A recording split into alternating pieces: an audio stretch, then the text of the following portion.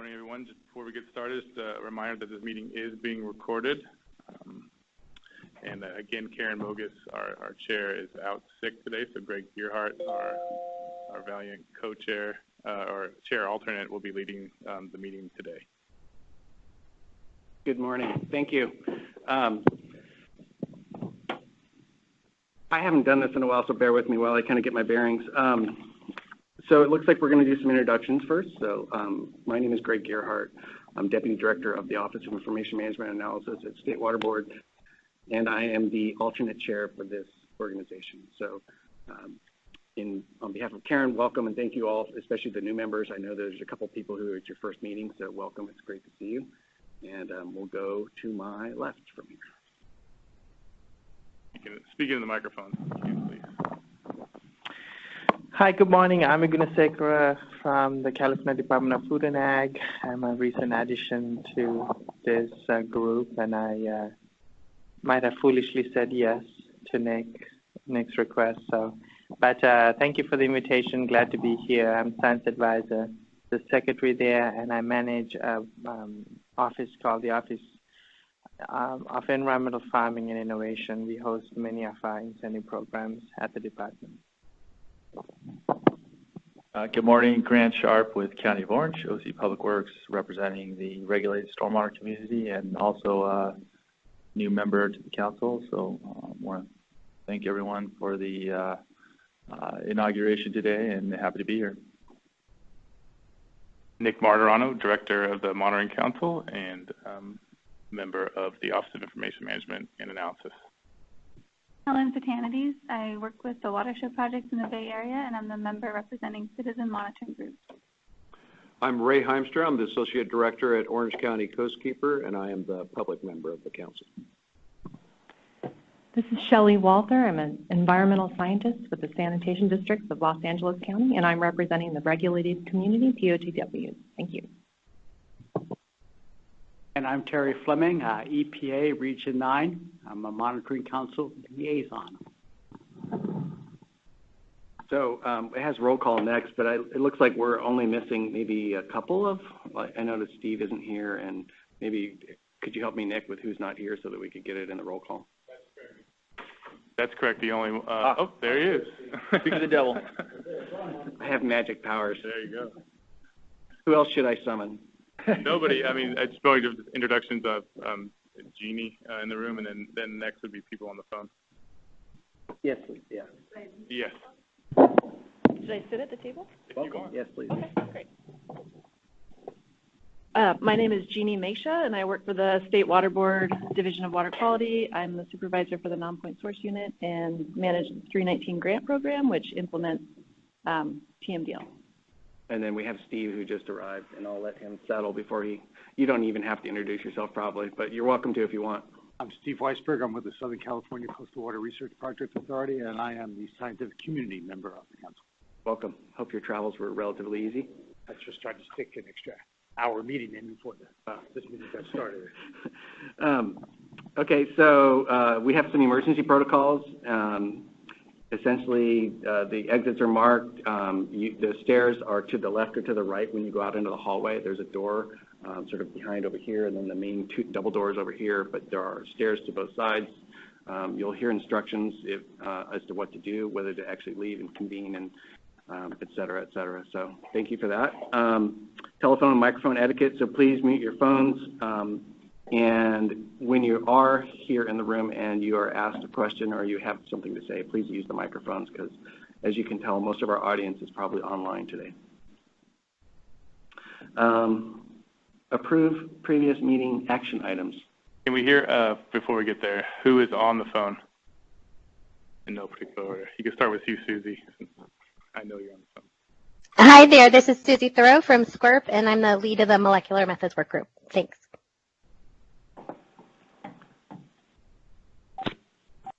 Hi, this is Dave Karen, USC.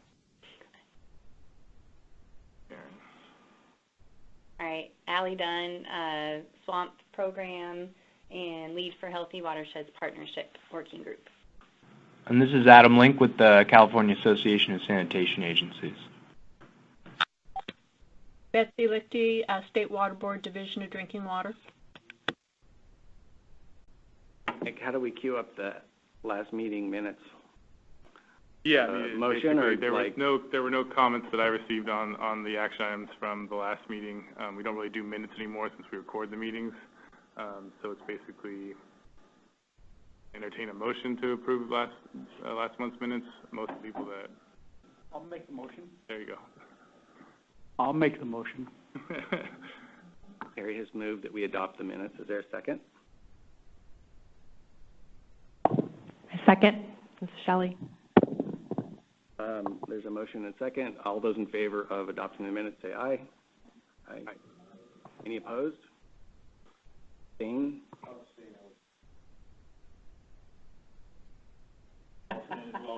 All right, so we got 3 abstentions. I hope it passes, but if not, Nick will do the math on that. Okay, so I think now we're at the review agenda. Does anyone have any suggested changes or comments about the proposed agenda for today? All right, moving on. I think we're at a public forum point. I don't see anyone in the room that looks like they want to have a public forum. Is there anyone on the phone that has anything that they want to provide in this public forum part of the agenda? We welcome it.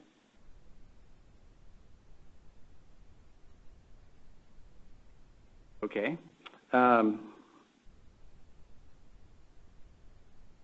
Next is the new monitoring council members. The new members identify themselves. I don't know, Nick, would you like to give a quick rundown of the process and where we're at? I'm happy to do it, but you probably know more of it. Sure. So as you were aware, at our last meeting in November of 2018, we were in the process of moving through the approval process for the members representing stormwater, agriculture, citizen monitoring, and POTWs. And the process from that point, we already had nominations in place. The council approved those nominations, so we presented them before the CalEPA secretary. He reviewed their background and our recommendation letters, and prior to him leaving, he approved all 4 of those positions. Shelly Walther became the new POTW member, taking over for Phil Markle. She has been the alternate for many years, so she's both very well qualified and has been very active. Helen Fitanides similarly was the alternate for citizen monitoring under Beth Chrisman. When she left, she graciously stepped up and has been very active as well. Our stormwater and agriculture have been kind of inactive for several years, so we got 2 great new members coming in for there. They spoke a little bit about their background. There's a few member seats still open. The water supply, although we did just get a nomination recently from Aqua for Dr. Peter Broom. So we're in the process, just got that this week, so just in the process of working through reviewing his background, meeting with him and seeing if he's a good fit for the council. And then there's the drinking water seat and the National Resource Agency seat. But so far, pretty we're moving forward with filling our vacancies pretty well. So in the drinking water, I think we should note that Bob Brownwood appointed Betsy Lichty to be his recommendation for the alternate for that, or she has been the alternate and to be the official.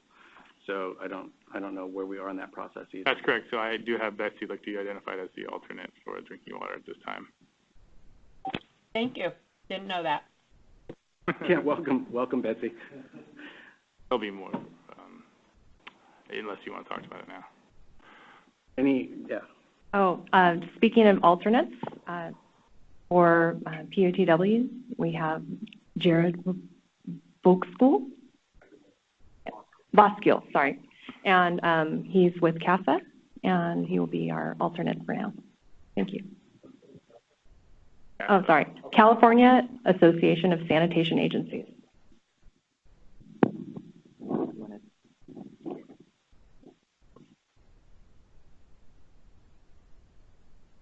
So at this point, you guys are welcome to provide a little more background, the new members, if you wanted to, and maybe if you wanted to focus kind of what brought your interest to this invitation, that would maybe be helpful for people to understand kind of where you're at and why you think this is a cool thing to join. So we'll start with Shelly. Sure. Thanks, Greg. Well, in my day-to-day work, I mostly an ecologist, and I also work with CECs. And I've been working with monitoring for a really long time, with local ocean monitoring, regional monitoring of the Southern California Bight, and also kelp forest monitoring. I've also worked with targeted research questions with local and regional areas.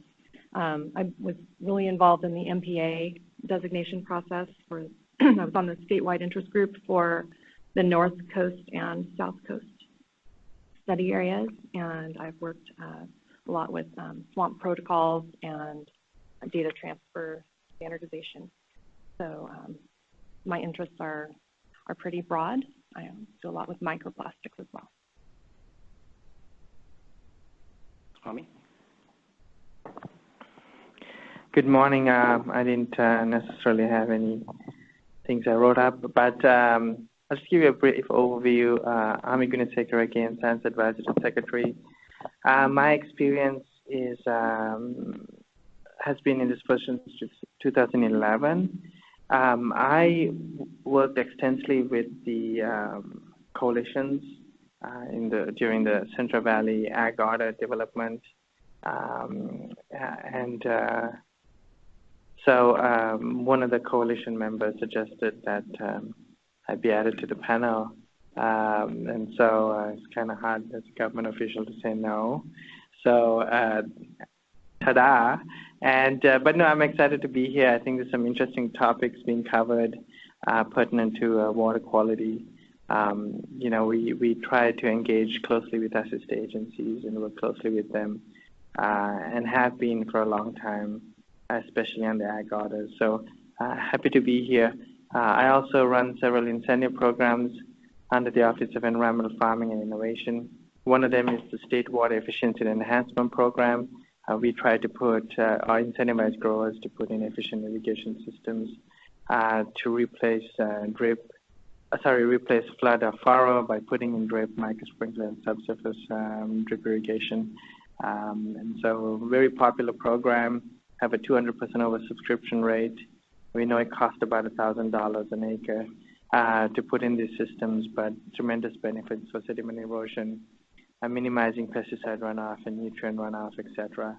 Also helps with fertigation efforts for precision agriculture, and reduces nitrate leaching to the groundwater table than conventionally used practices.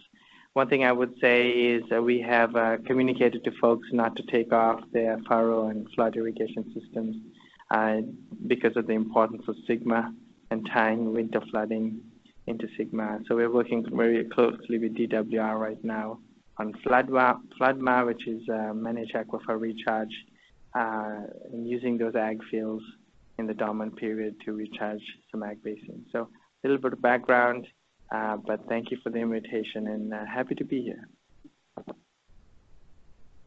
Great. What you do in your day job? Day job is a little crazy. I have about 15 staff that I manage, and then 15 staff, 5 programs that I oversee. I'm also liaison to the Environmental Farming Act Science Advisory Panel, similar to what Nick does. For this panel, we meet 4 times a year, public meetings, and we run all the development of our incentive programs through that science panel. And then my other job is the science advisor to the secretary, helping her make sure that there's enough adequate science in developing policies. Part of that is looking at bills, doing bill analyses, etc., and then working closely with stakeholders to ensure that what their needs are being addressed.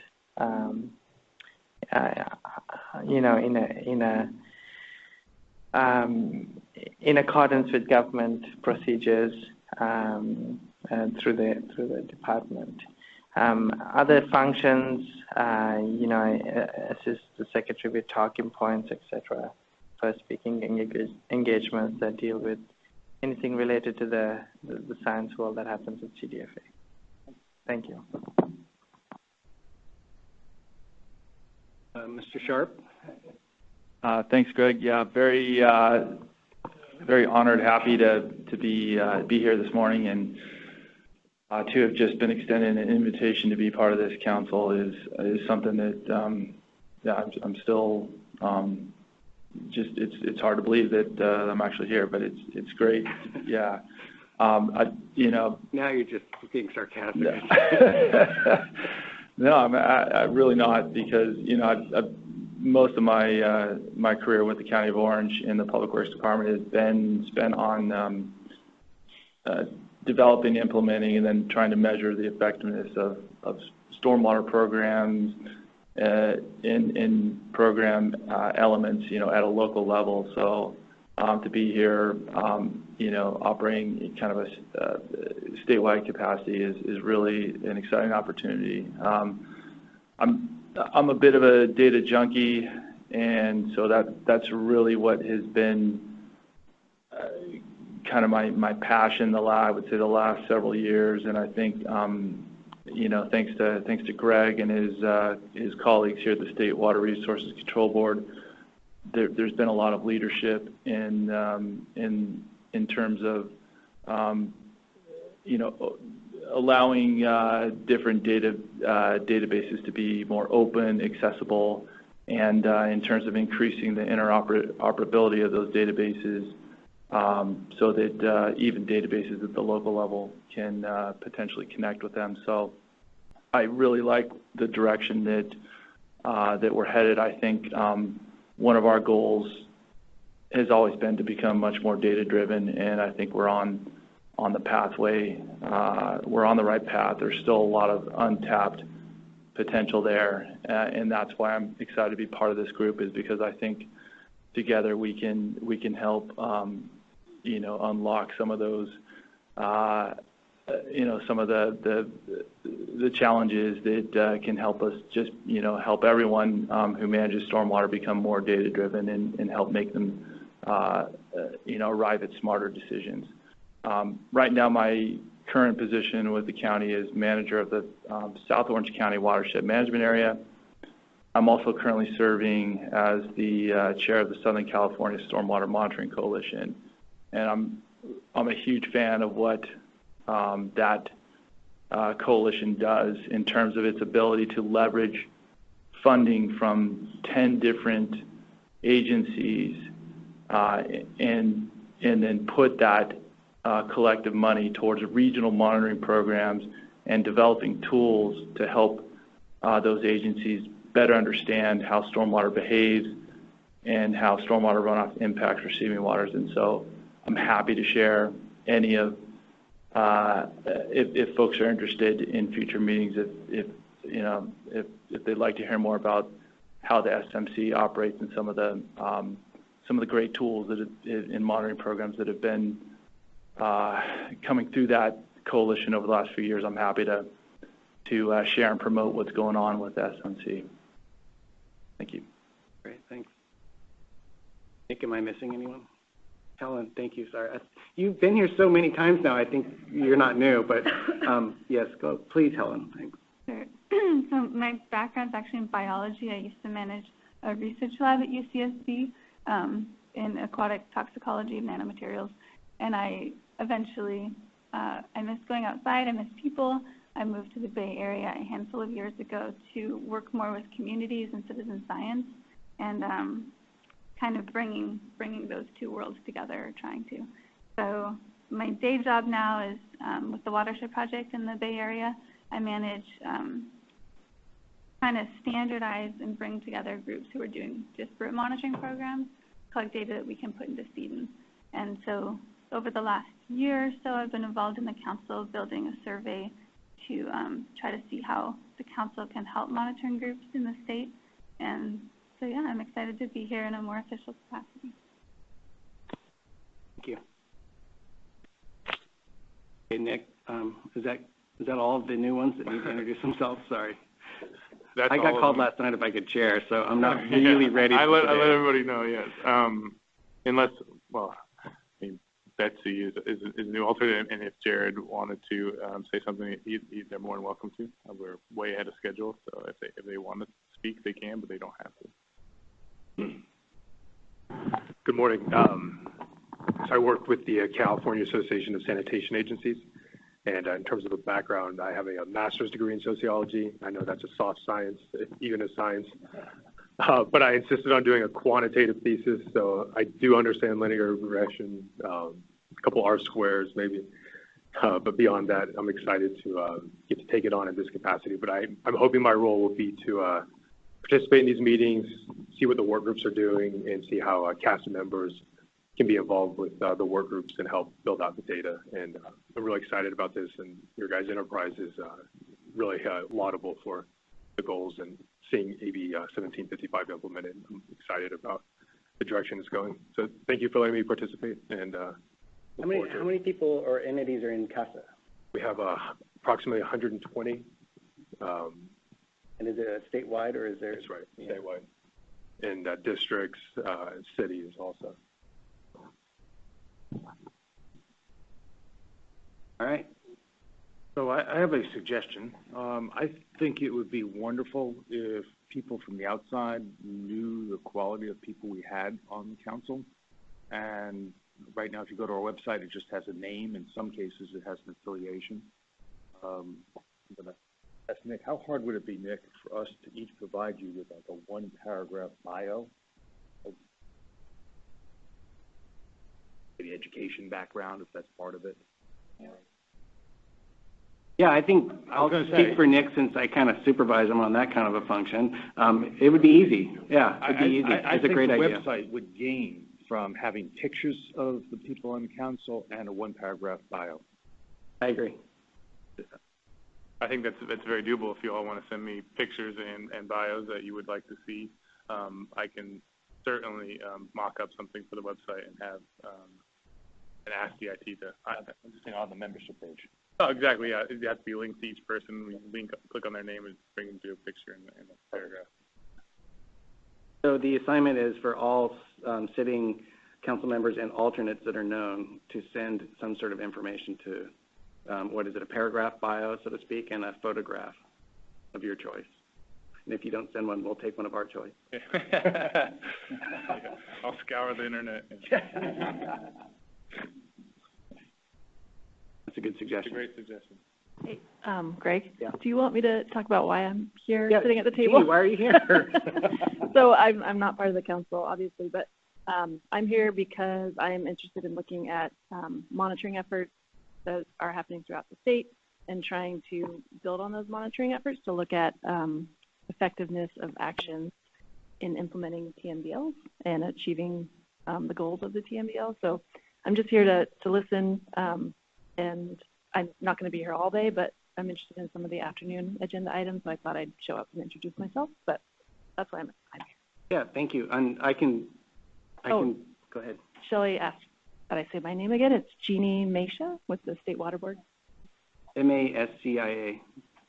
So Jeannie and our shop, and Jeannie's been doing a lot of great work in the non-point source program, but in the last couple of years, thanks to Terry and others, EPA has been asking for a lot more storytelling about what are the successes for some of these non-point source program efforts. And so we've been trying to establish a workflow through our performance report and the other stuff that Jeannie's shop is already doing, and to consolidate it and make it more efficient so that we actually can do that, because we all want to do that. So I'm excited to have you here and to help sort of wrap a storytelling and an outcome kind of a message to what all this stuff is happening. So, thanks. Okay, so I have a little paragraph here for me to admonish everyone on their expectations.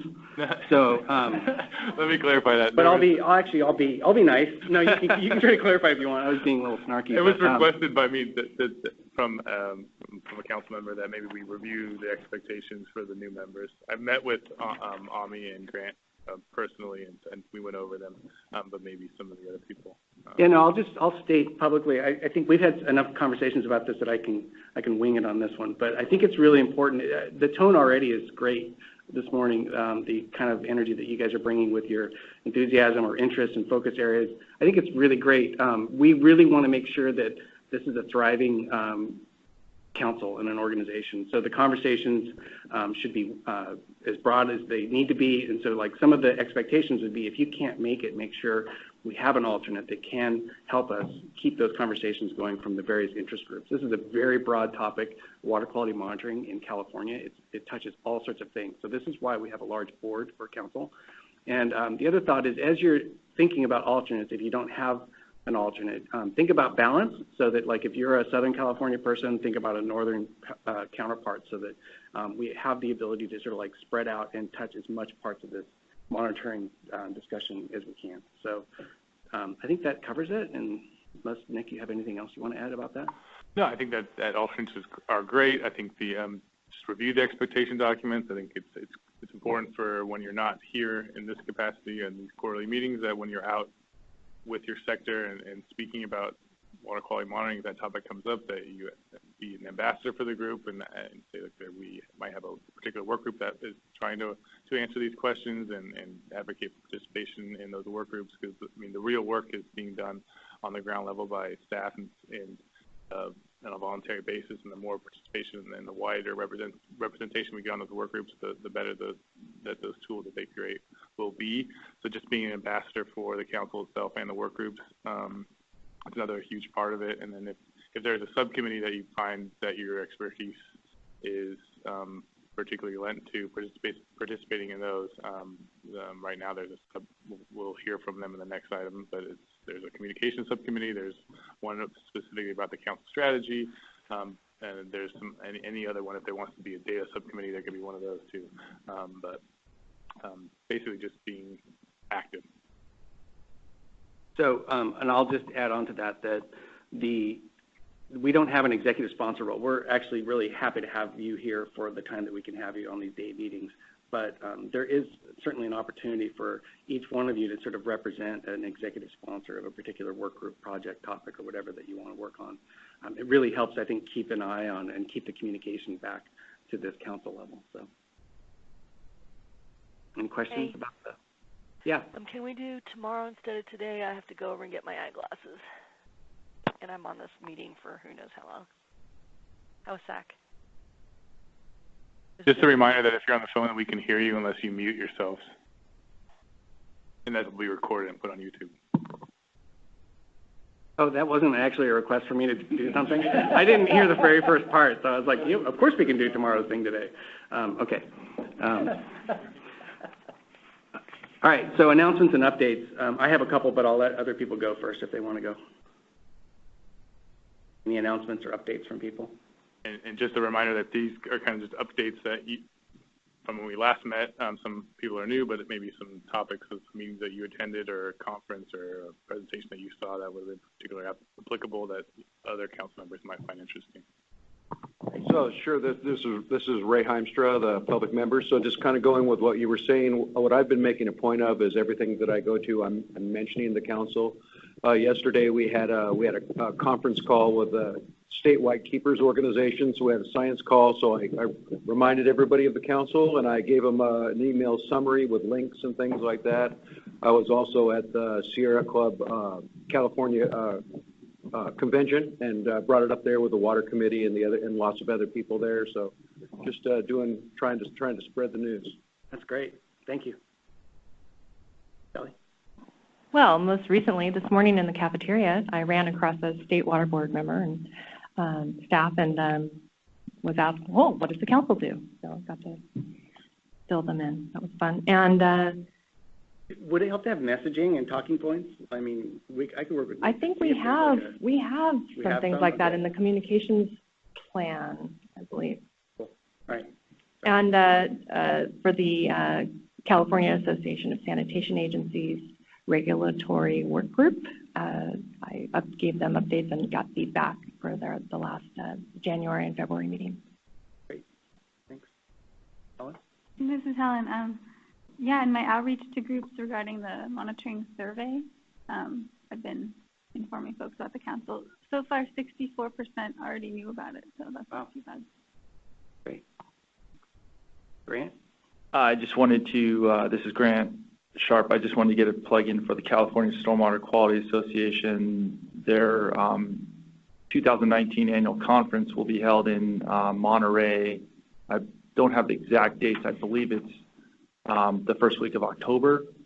And they already have links up on the CASQA website for you to go in and not register for the conference, but if you need to make arrangements to stay there, those links are already up and live on CASQA's website. I think you and I talked about hosting a water contact recreation event on the day before paddling too. So that's right. Yeah, so if you want to get some exposure to the actual water in California, that would be a good event to go the day before. Rec 1 paddling. I'm just joking, really, but it's kind of true. Sadly, it is kind of true. Yeah. I actually had a couple more items I skipped over, but I attended the first meeting for the trash work group, and I'd be happy to be an executive. What did you say, Nick? Executive sponsor. Executive sponsor of the trash work group, and been working with the Safe to Eat portal folks on the BOG portal update, and registered for the National Monitoring Conference at the end of the month. And I'm sure Nick will plug that. There's also an upcoming microplastics method standardization workshop at SQURP beginning of April, and I'm sure Steve will want to say something about that. But don't, because we're at capacity. We're at capacity, but I think it fits nicely with the council's standardization of methods and yeah, we should bring that back home though after the workshop is over. What kind of outcomes and? I was going to suggest that. So yeah, let me just since Shelly brought it up, we're holding a methods workshop where we're bringing in some of the leading people from around the world who are developing and some Europeans are actually working towards standardizing microplastics methods to kind of hear what the latest is, and then those folks are actually sticking around to the next day to write a journal article that would be a kind of a summary of where the state of the science is at. Great. So we have an agenda on our website if you want to go take a look at the agenda or look at the speakers.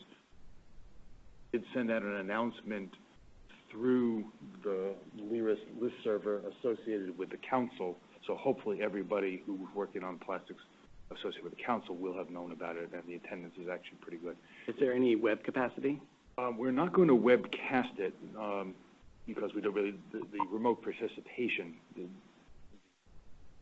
but we are going to record the presentations. Okay.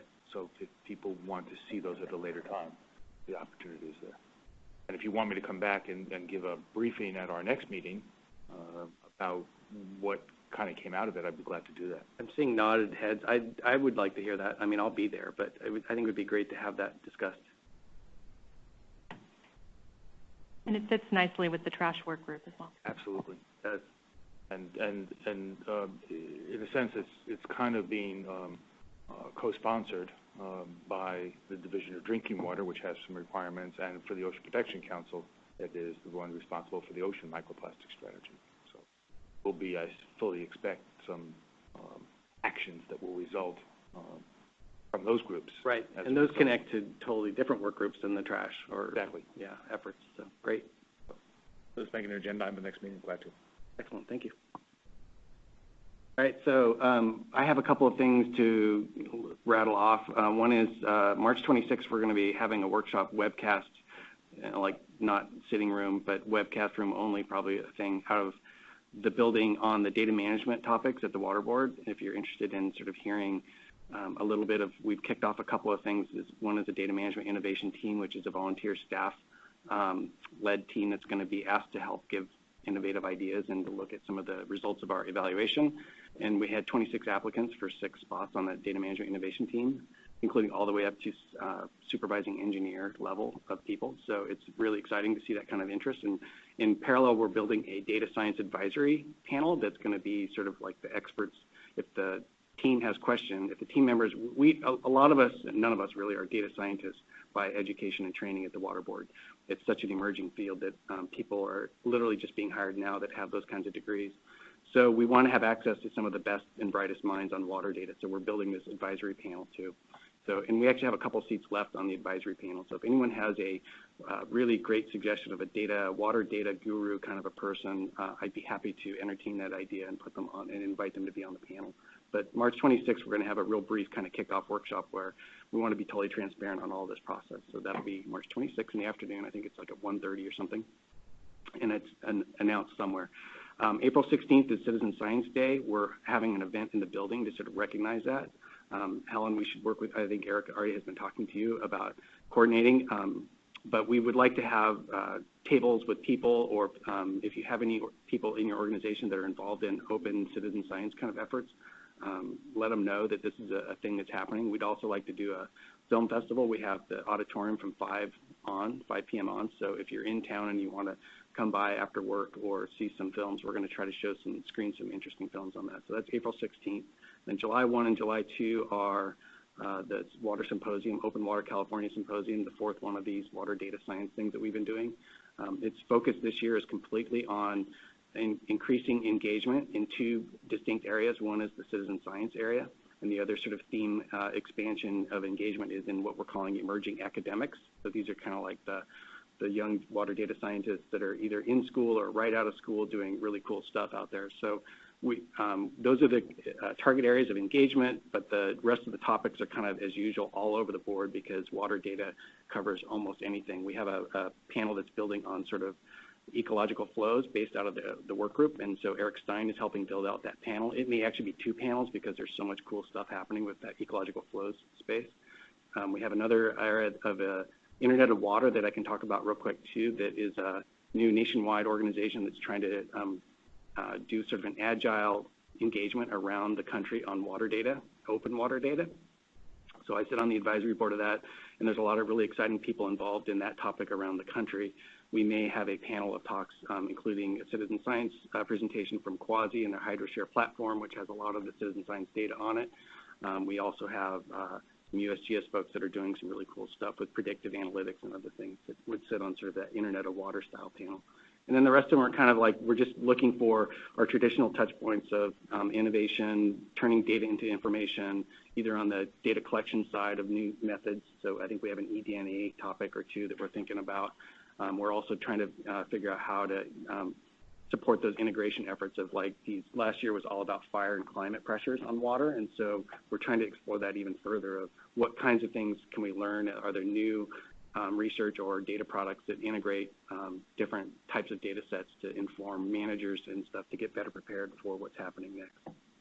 So that's July 1 and 2 in the building here. And we actually have ancillary facilities. So we have the Klamath Room and a couple other things, and we're trying to build we have the lobby too. So we're going to have some exhibits, some vendors, some sensor companies are coming with Imagine H2O, and then we might even do like some hackathon style events in this room during the 2 days to really develop better data tools or what have you. So one of those areas real quickly is water body IDs. This is my favorite thing to point out. We don't have a good identification data schema for water body IDs throughout the state. So if you wanted to have an app on your phone that would take your geolocation and tell you where the water sources are coming from in that location, we could maybe tell you well number 2 because our database has something like that, but who knows what well number 2 is, and how do you actually compare that to another source that might be identified in our database that says the American River or something like that. So the first step of solving that problem would be to establish a uniform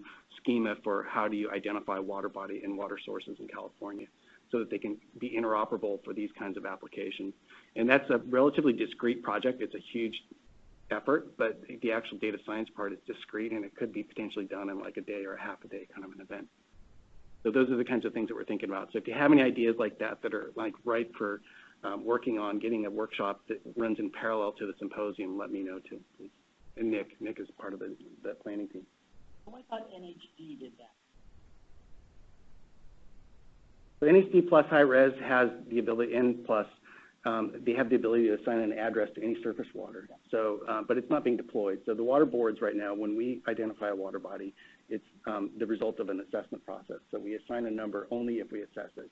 It'd be like all your failing students get an ID at your school, but you're not tracking all the other students. So we're not using NHD or NHD plus yet for identifying surface water. And then you bring in the groundwater side of it, and it gets really complicated. And so, like, the question really becomes, do people really need to know the street address of where the water is coming from, or do they need to know it's generally this watershed?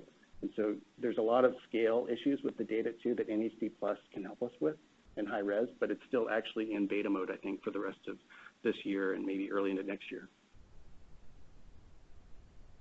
I have a question about the webcast on data management. Will that be recorded? I think we could do that, yeah. It's run, we did it for ease out of the building's webcast services, so I think we just ask them to record it and they can do that. That'd be great. It's the same, it's conflict with the National Monitoring Conference. Oh, yeah, yeah, I knew that. Sorry about that. No, yeah, but I can catch it later. Yeah. Any other updates?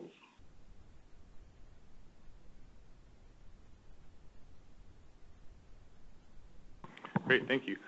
So the National Monitoring Council, as you know that or may not know that I sit on the National Monitoring Council as the EPA Region 9 representative. Just recently we got the announcement that the Department of Interior did okay the funds to send the USGS and other Department of Interior staff to the national conference. So the conference will be going on. So that's great news for everyone.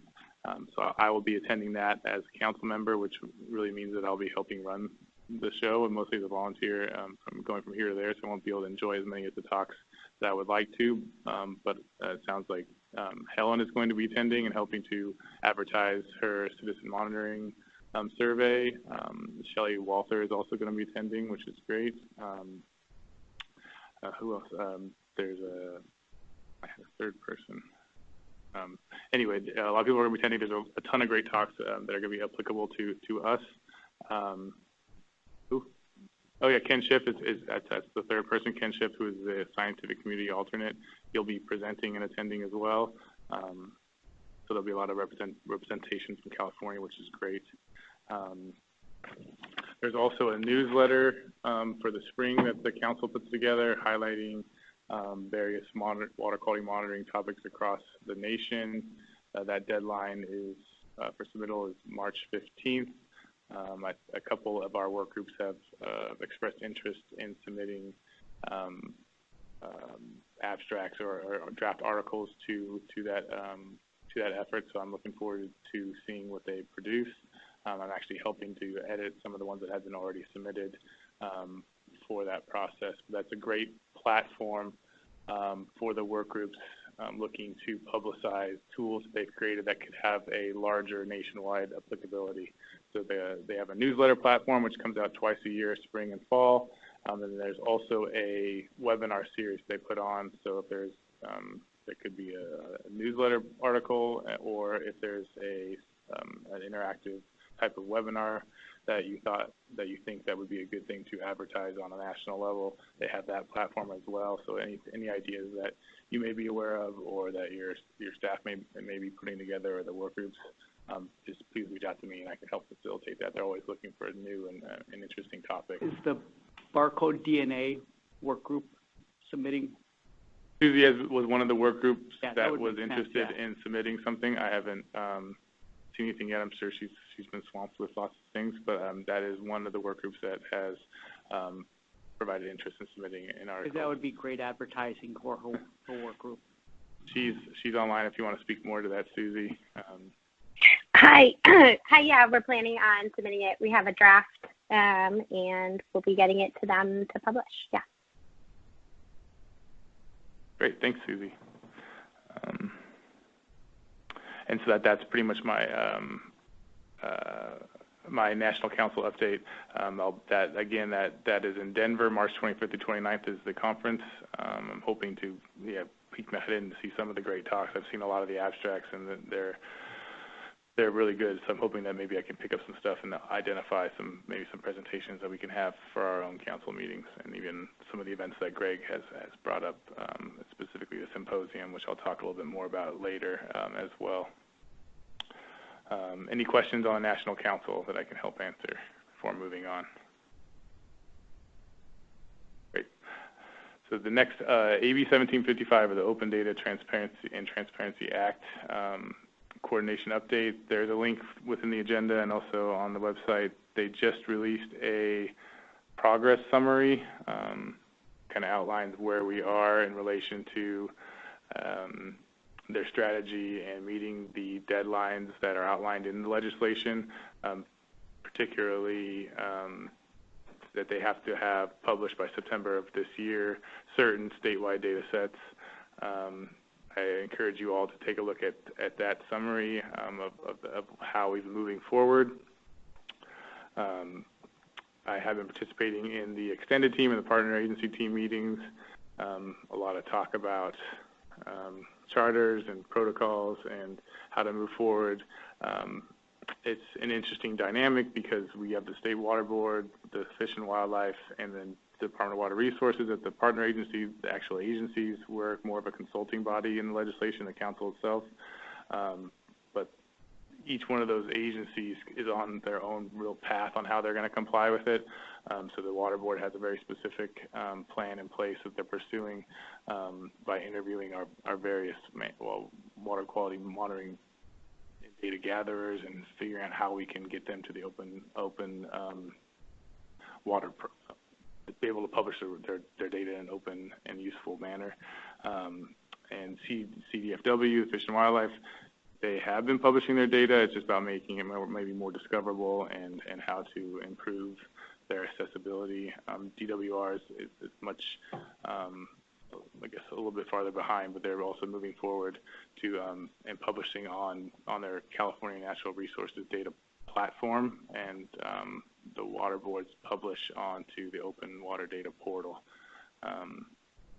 There's also, I'll take a stab at what Karen was going to talk about. She sits on this Data Advisory Council, which was created as a higher level executive body to help determine the best way to govern AB 1755 and meeting its requirements, who's going to be in charge of this fund that could possibly help keep the program living on, who's going to, work with private entities to develop use cases and to bring in extended data uses and build out this data platform.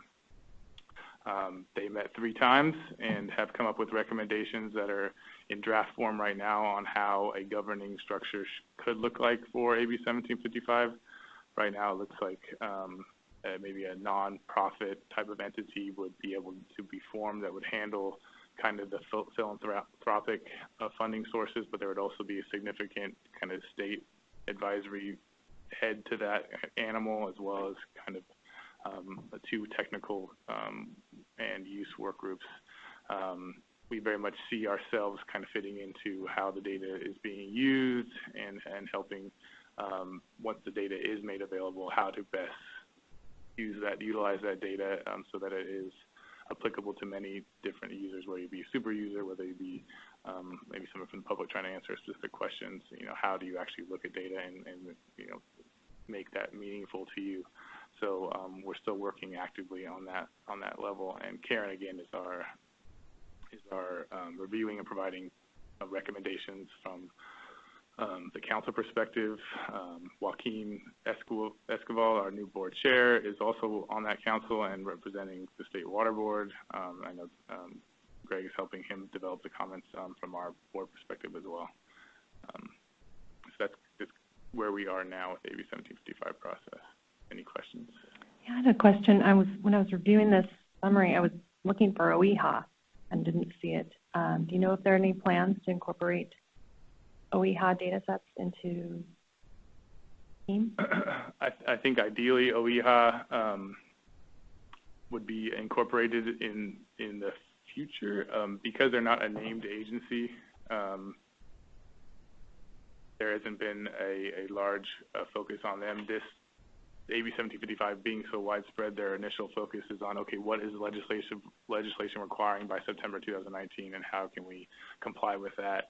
And once we get there, how do we expand these processes with the mind of developing protocols that can be applied to multiple data sets across agencies so that we can obviously build that from the ground up. But right now it's focusing on the Water Board, Fish and Wildlife and Department of Water Resources, although I think that some of the stuff that we're developing at the Water Board certainly can touch agencies within the CalEPA on a broader level.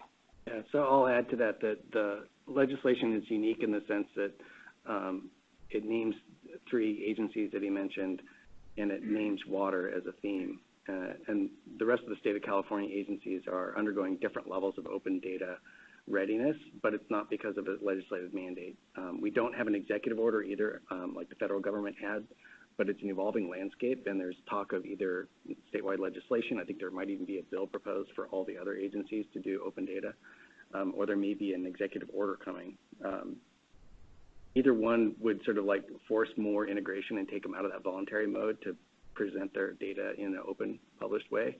But all that said, there is also a standing steering committee or open data subcommittee or whatever you want to call it within CalEPA. So we talk to DTSC, OEHA, Air Board, and the CalRecycle people on about a monthly basis about everyone's status and readiness on open data publication. And they're all in different stages of it, and because they're not being forced to do it, it's a little bit of a different animal.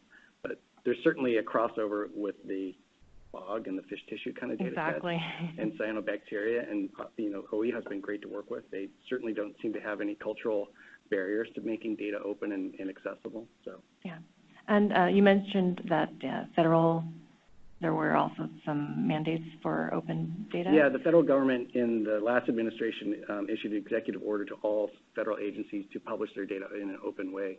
And since then, actually, about a month ago, the Congress adopted a statute that sort of codified that executive order. So they're kind of like evolved farther than us because they started with an executive order that hit everyone and then a statute that hit everyone and solidified it. So it would be possible to link into their data sources within 1755? Yeah, open data is happening at federal levels, again, in sort of various degrees because, it's an evolving topic. It's very complicated. Even the ones that are really proactive, like USGS and US EPA, they're constantly struggling with making sure that their data sets are being well documented, updated, still machine readable. So, yeah, that's kind of what the Internet of Water is trying to do, is to build that sort of state, regional, and then national level of interoperability and networks and hubs, so that the data isn't just like in a state of Wyoming silo or something like that. I'm thinking about EPA Superfund sites in California. It'd be nice to know.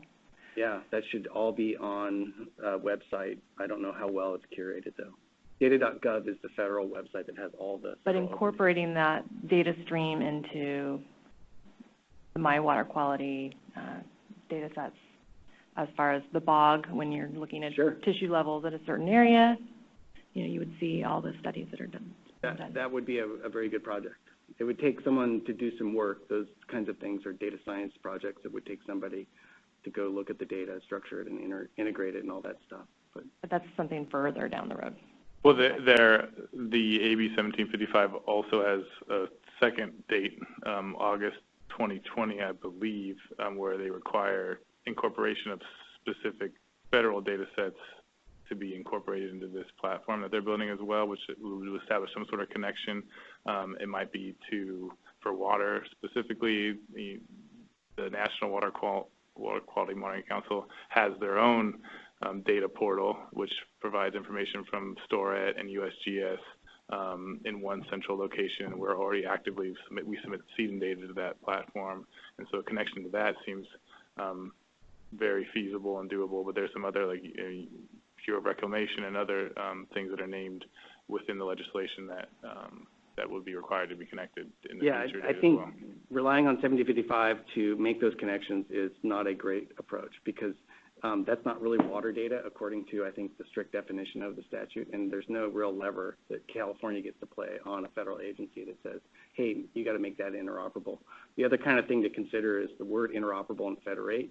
Those two words are kind of like somewhat being exchanged synonymously, and each one of those has like different levels. And I think the easiest way to think about it is the first level of both would be just discoverability. Can you see someone else's data and have access to it? The second level of interoperability or federating would be really tying those threads together so that it would present an integrated data set for a use case of, I want to see all the federal RCRA sites next to the blah-blah-blah sites or whatever.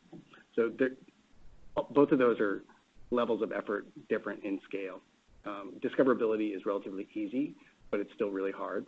And then interoperability, true interoperability is really, really hard to do. And it tends to be done around use cases. So somebody would have to say, going back to your question, somebody would have to say, this is an important use case. Let's do the work to make it interoperable. Thanks. So I just happened to Google data.gov, and there's a bunch of Superfund information on there, the sites and all that kind of stuff. So yeah, I just think it'd be something that we could link to and provide full information about an area.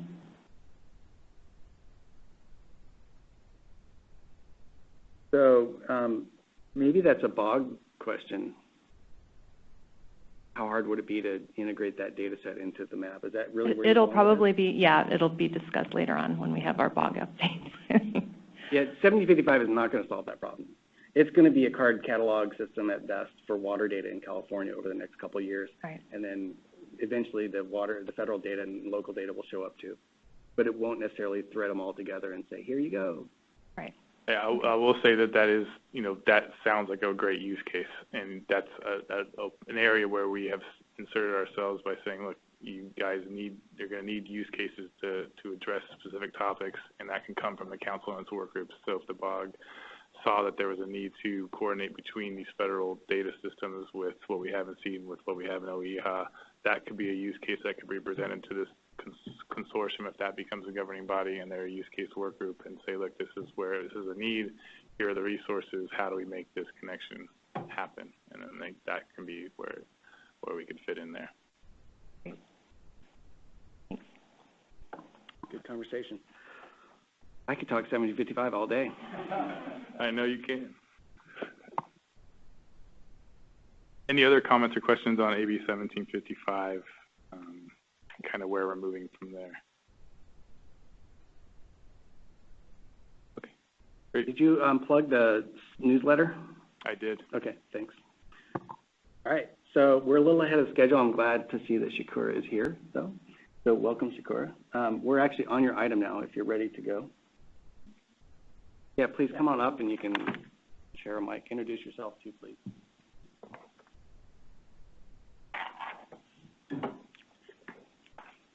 Good morning. I'm Shakura Azimi-Gelan. I'm with the Delta Conservancy. And today I'm here to discuss the Wetland Monitoring Workgroup Compendium of Resources Protocol and Guidelines for Effective Monitoring. It's a draft document, and I wanted to, Nick invite me, thank you so much, to present a draft to you to get your input. So in my presentation today, I will introduce the compendium and tell you why the compendium is needed. Then I'll discuss the purpose and the intended use of the compendium. Talk about the process and collaboration, who is working on the compendium, and also talk about how the compendium is organized, what's in it, how to use the compendium, and finally give you some examples of the resources that we currently included. So why compendium is needed? Large scale, as you already know, large scale environmental questions such as success of restoration programs in California, specifically in the Delta, effect of climate change, require analysis of large set of the data that need to be accomplished through compilation of the data from multiple monitoring programs.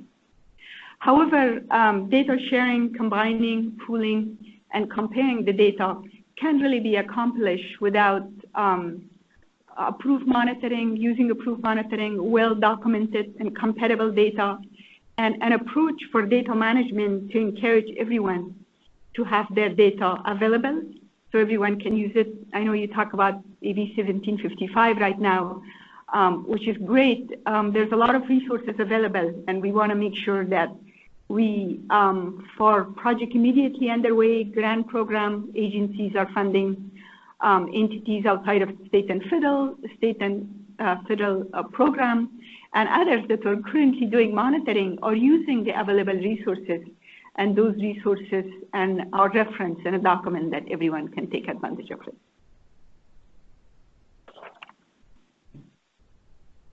So what is the purpose of the compendium? It's really to enhance aquatic resources monitoring and data management in California. We talked just a minute ago about the different type of monitoring and what the focus of certain program and bills are. Compendium is focusing right now on aquatic resources monitoring. I'll explain using USC PhD level and state wetland program. However, it is others can take advantage of it as well. We're not focusing on air monitoring or soil monitoring specifically, but water quality is pretty comprehensive. You know, we're including biological data and toxicity and other one that one can include it on the aquatic resources monitoring. It's really a compilation of available resources. We're not inventing anything new. There are monitoring that has been vetted, that has been endorsed, and it's not available for people, that it can be leveraged and it can be used by others. So we make sure those are available, that all the program, or it helps the program, that they can follow a more consistent approach when they do monitoring and doesn't reinvent the wheel and, you know, spending a lot of money developing new methods and new protocols. So the compendium is a living document. It doesn't mean what we included today and based on your input and others, what we will include, it will stop there. Of course, new methods will be developed, new information will become available to us. We'll continue to include those that can be leveraged. Currently, the approach we use, the compendium is consistent with the concept of the state wetland and riparian area monitoring plan. And it uses the 3 level of monitoring classification that was developed by USCPA.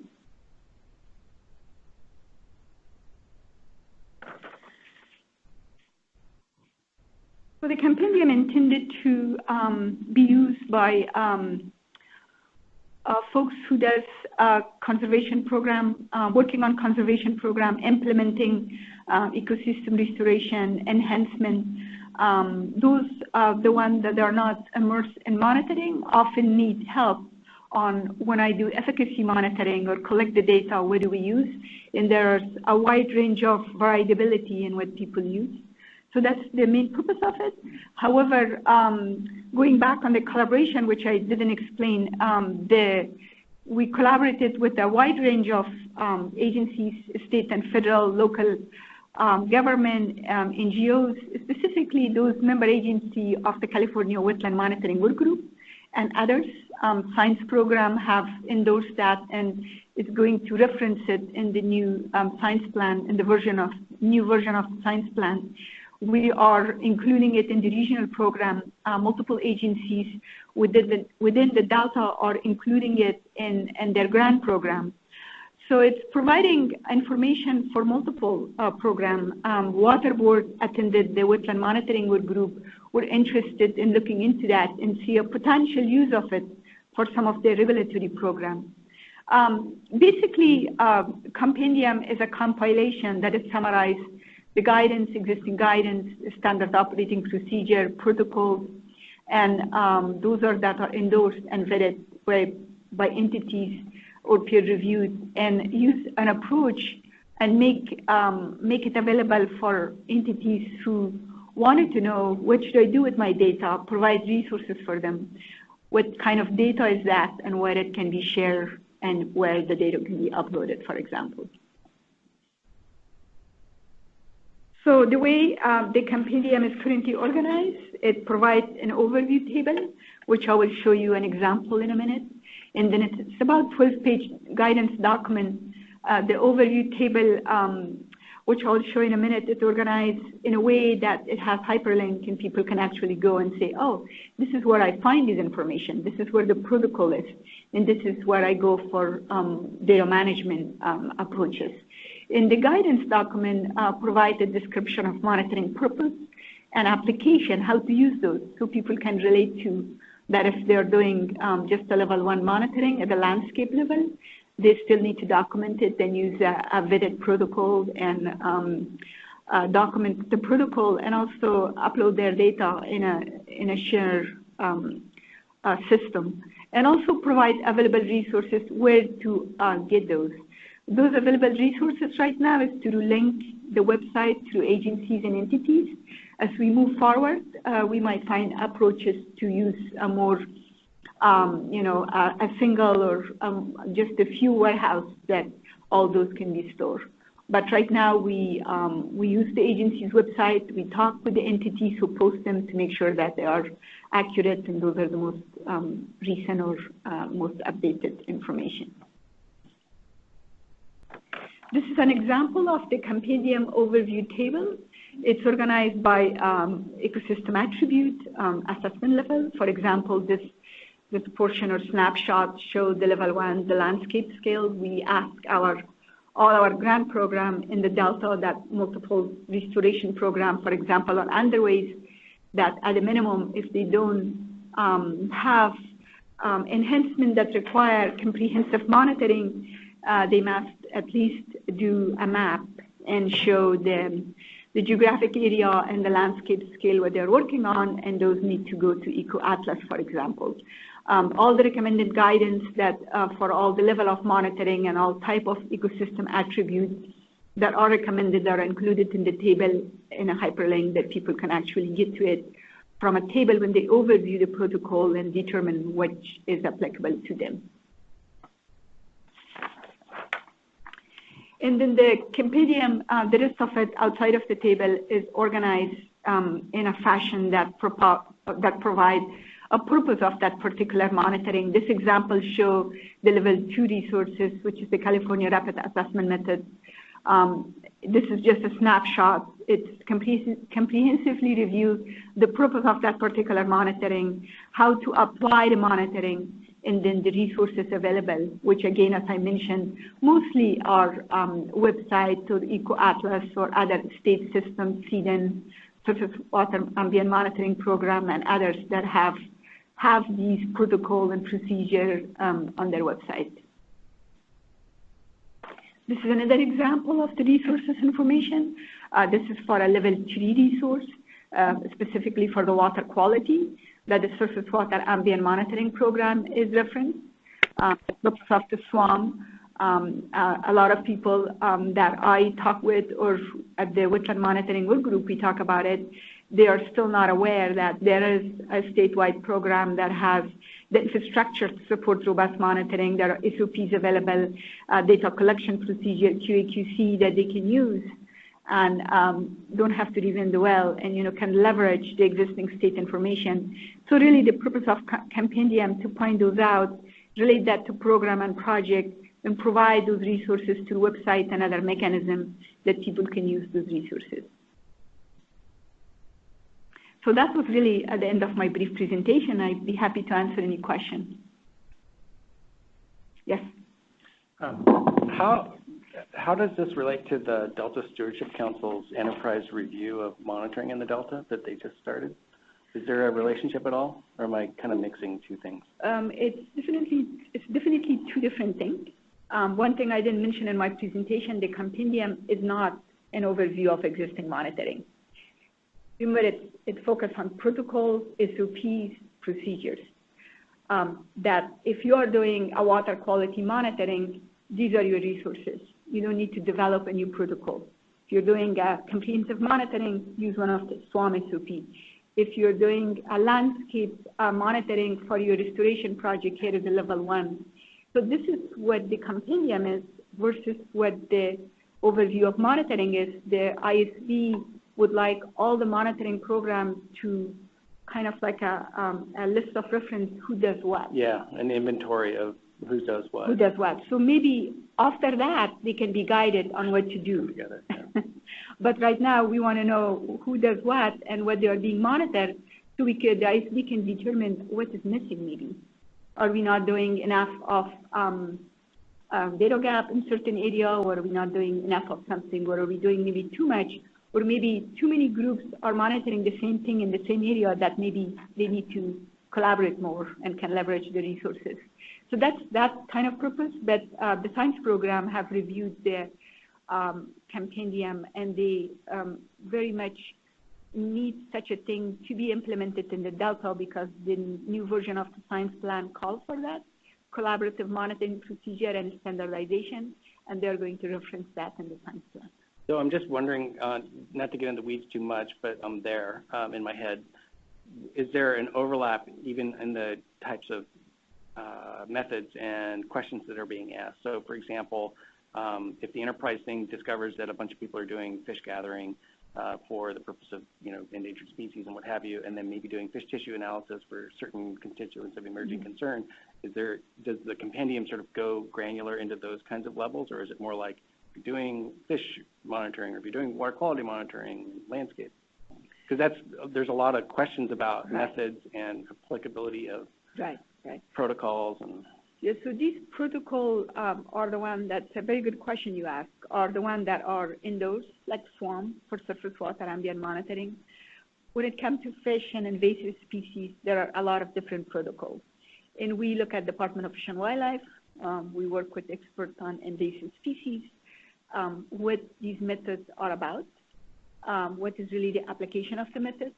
Are they vetted, peer-reviewed, have been used by federal and state agencies, and kind of use that approach to list those methods that have been approved and are really widely used in the compendium as a resource.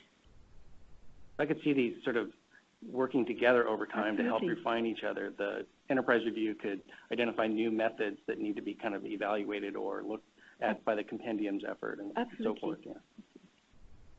Hi, Shakur. So you said this is a 12-page document with hyperlinks?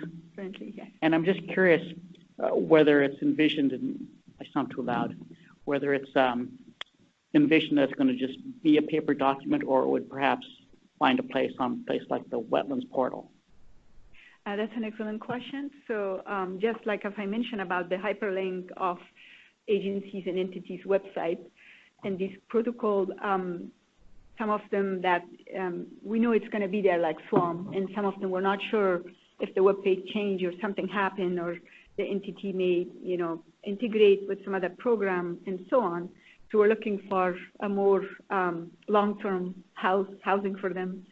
We also have, just to kind of elaborate in the question a little bit, we also realized the Wetland Monitoring Workgroup have developed with the US EPA oversight a subcommittee for the level 3 monitoring. And I lead that monitoring subcommittee. And we realized when we invited different people from California, scientists, resource managers, to talk about the monitoring developed for different wetland types, that they only developed the monitoring and it was for their agencies. A lot of resources and time were spent on developing that, but it's not well documented. It's not available for anyone else except that group.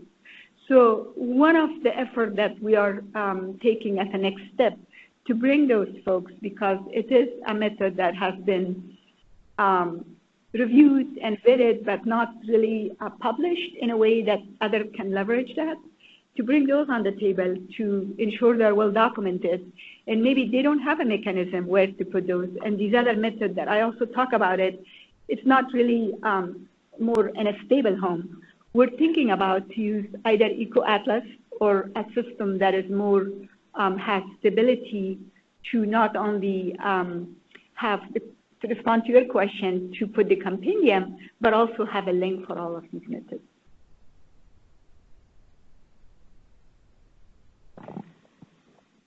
I'm sorry, did you say this is in draft form, or has it already been? It is currently in the draft form, yeah. Okay, great, thanks.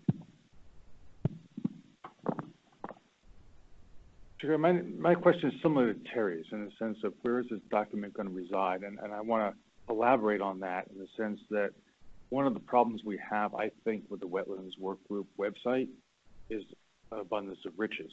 You have a lot of documents on there, and it's not clear how they relate. And I fear this document might have that same problem. How does it interact with the CARI document? How does it interact with the CRAM document? I'm thinking that maybe what you want to do is, this one seems to be at almost like a higher level, almost like a roadmap to these things. Maybe what we could do is organize the website a little bit so that this effectively becomes that roadmap with the links. And then maybe even organize the documents that are already out on there in some format that follows the structure of the compendium. That's an excellent comment. Thank you so much. We continuously trying to improve the website. A couple of years ago, when we developed a guidance document for the grant program, that a local entity just wanted to do monitoring, what to do, and we pulled things as a Proposition 1 guideline, something like that. We noticed that the website need a lot of organization. We have captured some of those, but it's still agreed that still there is room for improvement. And we do want to make sure that if this is going to go to the wetland monitoring website, that it's definitely very clear on how people can access that. But again, wetland monitoring workgroup could be one place that this could reside. But as Terry mentioned, an area where people load their data, they can get the methods, it's more appropriate. So building off of that, I think there's a lot of applicability of these results, so to speak, of your effort that would apply to the other parts of the state. So even though it's Delta and name, like water monitoring and the resources of the protocols and what have you for that would be applicable, I would think, in other parts of the Monitoring Council's website. So I would actually recommend that a couple of things. I'm going to try not to tip over the fear bucket, but one of the things that's happening at the state level is a mandate to make all of our websites accessible by July 1 of this year. And accessibility is a real challenge with old PDFs. Basically, most of them are not accessible. So there's a whole lot of stuff on the My Water Quality website that is going to have to go through some sort of like review, and it may not show up after July 1, depending on whether the CIO here and our executive director of the state board are comfortable or not with doing that accessibility. It's an exposure risk kind of a scenario. We could get sued for not being compliant. So what I would recommend to sort of avoid that with this product would be to consider that the council develop a digital service of methodology for water quality monitoring, so to speak. And then this would be essentially a database, a miniature database of resources that you already have. So it would be a living thing that would not just be a document. It would be like a service that this organization would provide. And you would start with the things that you have, but it seems like you could add to that as we develop, microplastics methods, trash evaluation methods. All of these things could sort of like become a resource across the whole council, not just one work group. So that's my recommendation. I think that's a great idea, and we're not really limited to where this should reside. And in response to your question about the Delta versus California, we realized that after in the level 3 subcommittee of monitoring, there are, because the wetland monitoring work group is statewide, not just in the Delta, we have included monitoring such as the Santa Monica estuarine wetlands monitoring and others. We realized that this is not a Delta focus. So although science program, endorsed it and wanted to use it in the Delta, but that's again, the methods and information available is not Delta centered at all. And I welcome the opportunity to include it in the digital database that you talked. So we'll talk more about it. Okay. Can the draft form be shared for, from when I attended the wetland work group and you first brought this up, it came off in my mind that you were looking for feedback, maybe additional projects and programs and protocols that more widespread that you weren't necessarily catching within your net. So I was hoping that this was an opportunity maybe to spread the word and share it with not only the council members who can share with their sectors, who are saying, okay, where are we missing, but also the work groups at large. Because I was thinking more like in line with Greg, this could be a much broader resource for citizen monitors, for any other agency that was trying to develop a program with a specific question in mind or a focus in mind, then they wouldn't need to. People do research all the time, like what are the methods for CECs? 100%, yeah. Do them and all those questions, and it seems like if we could provide a resource that would be very helpful to the state. Yes, absolutely. A couple of weeks ago when we had the wetland monitoring work group, we were still addressing a large set of comments. I think that will be completed by next week sometime. So after next week, I should be able to send a draft to you and you can circulate it. Great. Thank you. Great. Thanks. Good suggestion. Hey, just a comment on this idea of having a compendium of methods. Now, I understand what you're doing, Shakur, and that's fine. But, Greg, your point, there is a national one that's called NEMI. And so we have a tendency to recreate wheels and do stuff on our own. Yeah, it was inaccurate in my term. I was thinking the larger picture of, like, if the method exists, point to it. If it's a protocol that goes on top of a method that's different, make sure that it's available and linked and discoverable. And same with like guidance, you know, there's like levels, there's just different levels, and then there's plain language stuff that we need to provide to the citizens, so.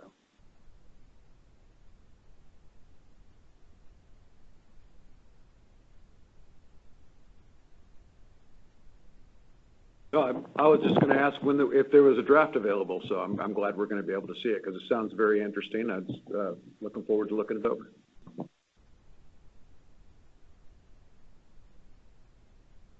Thanks, Shakira. Appreciate it. Thank you very much. Thank you, Chris.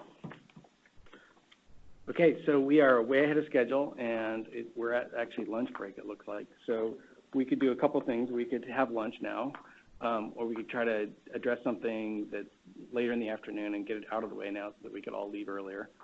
I've deferred to the chair or the director to tell me what I should do at this point. Well, I know that a couple council members need to leave early, primarily Grant and Ami.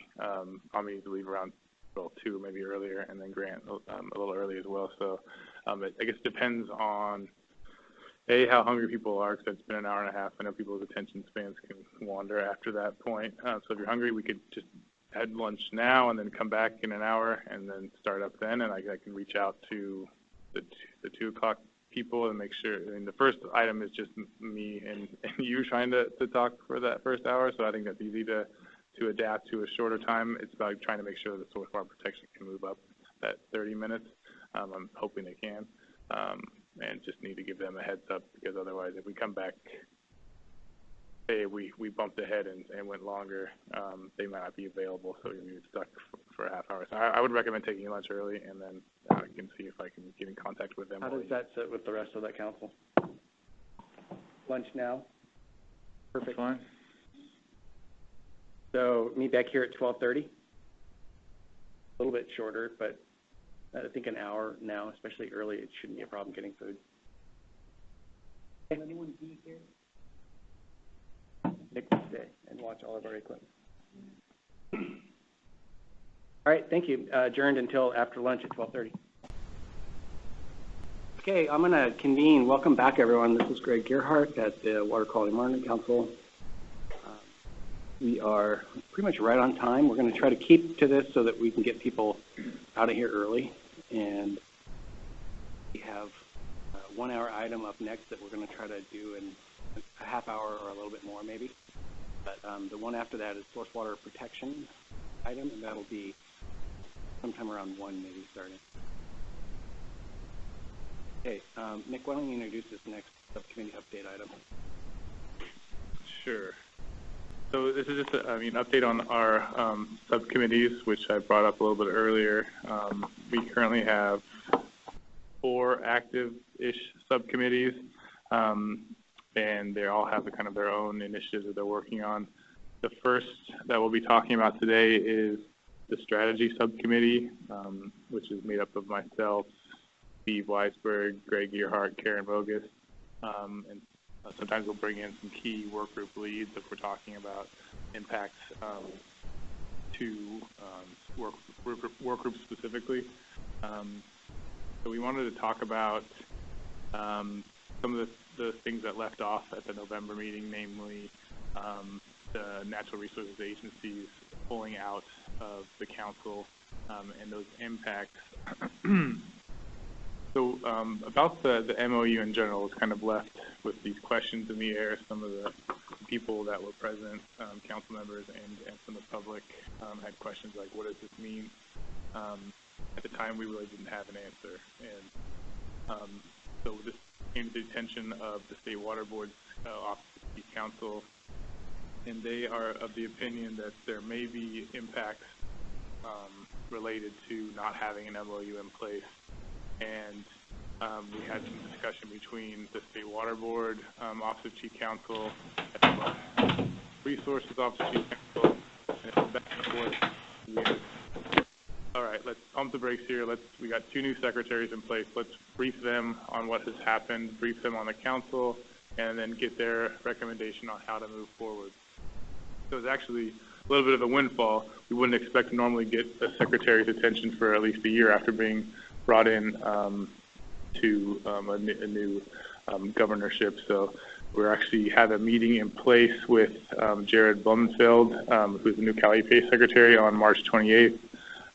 He'll be in Denver, but Karen Mogus and potentially Greg will be briefing Jared with us chief counsel on the council, what took place, and we're going to recommend that we do have an MOU in place and go from there. So the status right now is we'll wait and see. We'll see what the secretary kind of recommends, and that may include re-engaging with Secretary Crowfoot at the Wade Crowfoot at the National Resources Agency. He's very much into water, and he may very well wish to re-enter into the MOU in a more active role as was previously established in the initial MOU. So we're going to brief Jared, and maybe that might lead to a briefing with Wade, and then kind of go from there. Any question on that piece? We're moving on to B, which kind of flows nicely. Okay, so when we did leave off in November, it was brought up, okay, well, if the MOU is kind of suspended or dissolves, we're not sure, how about we establish a charter? So over the last few months, I did develop a charter, which I distributed to you all for review. I got some comments from Shelly and a few other council members, which I incorporated.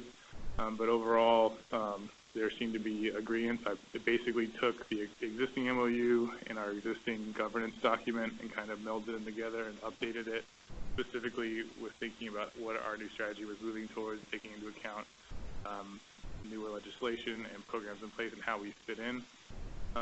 One key piece that I just added recently, and that kind of piggybacks onto item A4 that we discussed in this subcommittee, was what should we do with the data management work group? That work group originally was intended to serve the other work groups and help them establish theme-specific portals. That being less of a focus, and with most of the work groups having a portal, we thought, how could we rebrand them or refocus them? We talked a lot about some opportunities and ended up with what I've kind of summarized here. I sent this all out to you a couple days ago. I don't know if you have any feedback. This will be the only addition to the charter that I developed. And if you have any feedback on this piece, I'd be more welcome to hear it now. Because we want to take advantage of having so many council members here in person. This could be an opportunity for us to finalize this charter and move forward. This charter would be a living document. We could change it at any time at a future council meeting, or even off with a discussion amongst the council.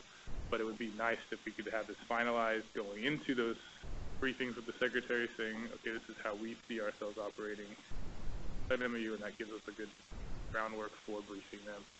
So any feedback on, I kind of changed the name to Data Utilization Work Group, because we're thinking about, okay, maybe they could actually be a work group focused more about the visualizations and how to integrate data more. If we're thinking that the statewide and federal open data movement is going to provide us more access to data, how can we integrate them better? And here are some of the three, and that the work group would actually report directly to the council at large, and then you guys could task them and review them on an annual basis. I included these three kind of general focus areas that I see as just continuously being worked on. One including something that's been brought up kind of reoccurring, that the current work groups and the portals need to be audited kind of for effectiveness and provide recommendations on improvements. The second would be to provide use cases. We kind of talked about that for the AB 1755 effort, which theoretically will be ongoing. And then three, just a general identify larger statewide data issues and solutions. Object identifiers or water body ID. Excuse me, Nick, could you speak more into the microphone? It's hard to hear you. Sorry. Sure. Sorry about that. So again, the third was just identify kind of larger issues that had statewide applicability for data in the Monitoring Council. Those could include things like data object identifiers or universal water body IDs, what have you. Any feedback on any of that, or discuss the charter, or this piece, and if not on this piece, then a motion or an idea of finalizing the charter at this juncture? Well, I'll give you 3 pieces of feedback. Okay. Piece number 1 is I want to absolutely agree with you that we need some sort of data group. We can't be an effective council without them. 2, I like what you've chosen to call them, because I like the charges that you had, because I think we need clarity about what we do compared to what the 1755 folks do. And I think there is clarity there. Complementary what they do, but it's clearly different. Calling it a data utilization section work group, or just a data work group, I think. And the third thought is, I like what you've written there well enough that I would endorse it. I'll vote for it. Thank you. Yeah, I'll just say I support the idea of reframing that data utilization work group and leaving it flexible to sort of shape the existing one into it, or whatever we kind of want to do. Certainly, I echo everything Steve said. There's a lot of need and a lot of space for us to do something, and this captures it pretty well. And it's a living document, and I think as that group would go forward, they maybe want to go back and refine what they're. Same with every other work group, but I would support. I wouldn't make the motion, but I would support a motion if somebody wanted to. I support it as well. This is Shelly. I also noticed that there's a little bit of an overlap with another work group, the Monitoring Council Work Group Coordination. The number 1 is that current work group portals and visualizations would be reviewed, and recommendations for improvements would be made. But that's kind of what one part of what the work group coordination committee does. Are you talking about the subcommittee? Subcommittee, yeah. So this would be a council work group as opposed to a council subcommittee. That's how I would see it. And so maybe there's a nexus there. There's definitely a nexus there, but there's also probably a reiteration of what the distinction is in terms of terminology. We spent a lot of time at a prior meeting, it might have even been over a year ago, to kind of like talk about what the difference was between a work group and a subcommittee. Right. I think subcommittees could be formed and then gone away. Same with a work group, but a work group could be more focused on a topic and a product. That makes sense.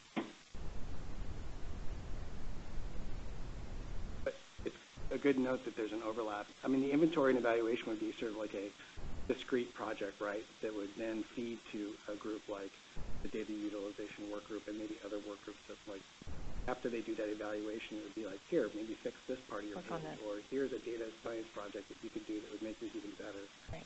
So the evaluation step would kind of go away from the coordination. The subcommittee would be evaluating the council's functions and pass that on to the work group. Yeah, and the other distinction I would say is the subcommittee is a part of our hierarchical structure, and so they would have some authority delegated to the from the council. Right. As opposed to the work group might just be a bunch of people gathering to do work. Subcommittee is usually council members. Sounds good. Right, yeah. So subcommittees are just briefly mentioned on what they are in this charter document, but they're not actually called out by name because they come and go as needed, and they're generally short-lived in nature. But I appreciate the feedback. Okay, so any other comments on this or questions, or can somebody make a motion to approve the charter? I move to approve the charter. I'll second. Second to approve the charter. Any other questions or comments? None. All in favor say aye. Aye. All opposed? Abstained? Well, we have a charter. Great. Congratulations. Thank you.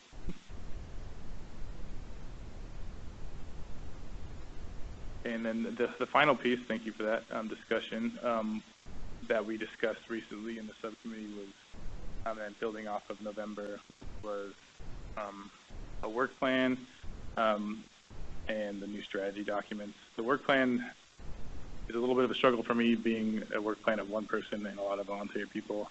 So I kind of have a lot of ideas in place, but how to actually move that forward with defined timelines like a general work plan is difficult, just not knowing and have myself to kind of delegate to. So instead, I'm thinking this is kind of a different than maybe a classic work plan.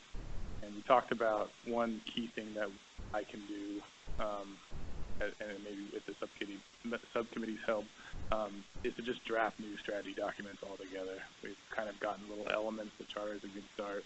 I started the communication plan, which I'll get to next, which would be a key part of a new strategic document. But the strategy still remains. It's almost 10 years old now. We're obviously moving in different directions than the frame that was written in. So I was going to commit to drafting a new strategic document, and my thoughts here is it to be more of a dynamic tool set of a strategic document, not just a piece of paper that just kind of sits there.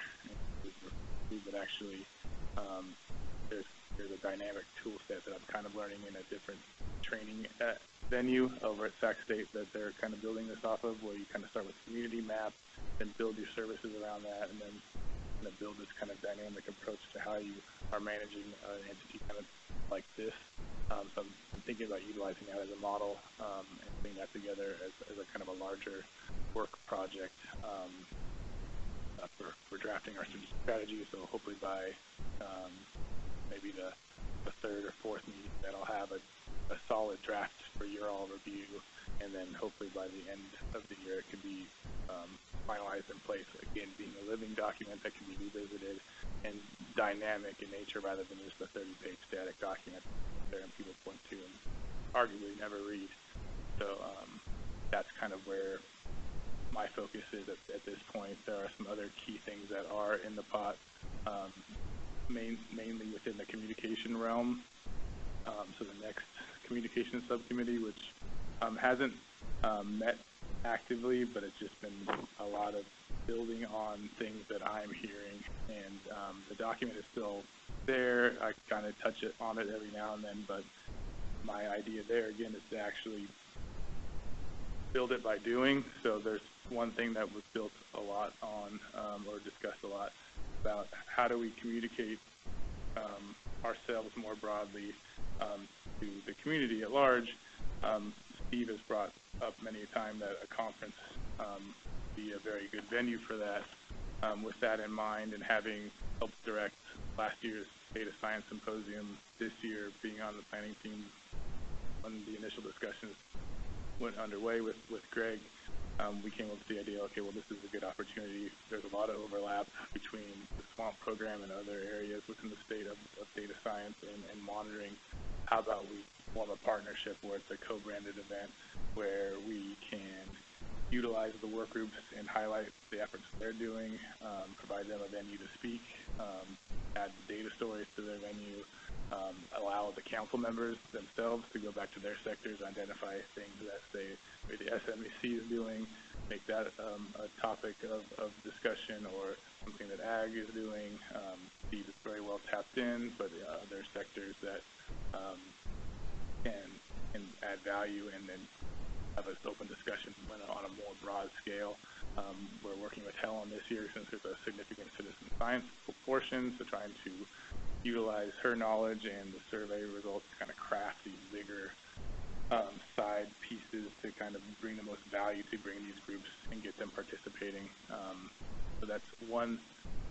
And before the conference just seemed out of the realm of possibilities, just with no funding and having limited support. But with this the symposium just gaining interest and gaining attendance every year, this will be the fourth year. It seems like a perfect opportunity for us to coordinate, and me already being in OEMA and helping to plan seemed like a logical idea to co-brand this with the council. So that's how we've been moving forward with that. That's again being held in July, and we're looking to really have a big council, I can the word, but being available and having a lot of information about the council and how to participate and join the work groups if you see something that's interesting.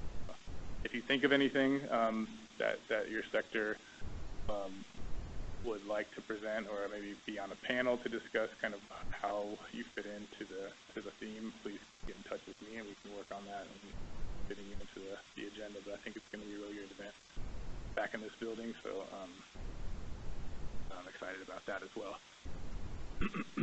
Any questions on either of those pieces? Those kind of meld together. Yes.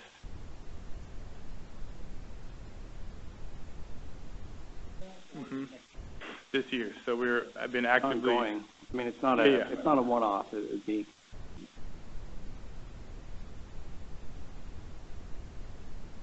Involve the council. Well, let me help. It's not too late. We had to make a go, no-go decision back in January, and we made a go decision.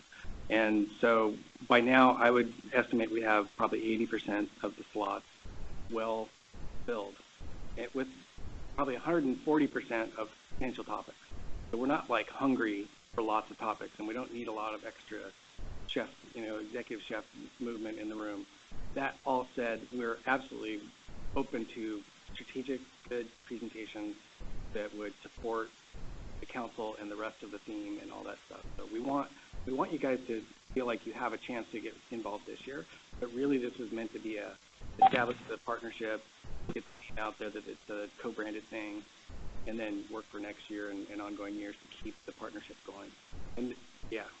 So I absolutely support you going ahead with it. I think that's great, and I also recognize that doing so in the time frame does limit somewhat the ability, and it's also not the council's workshop entirely itself. So I don't want to be over suggestive.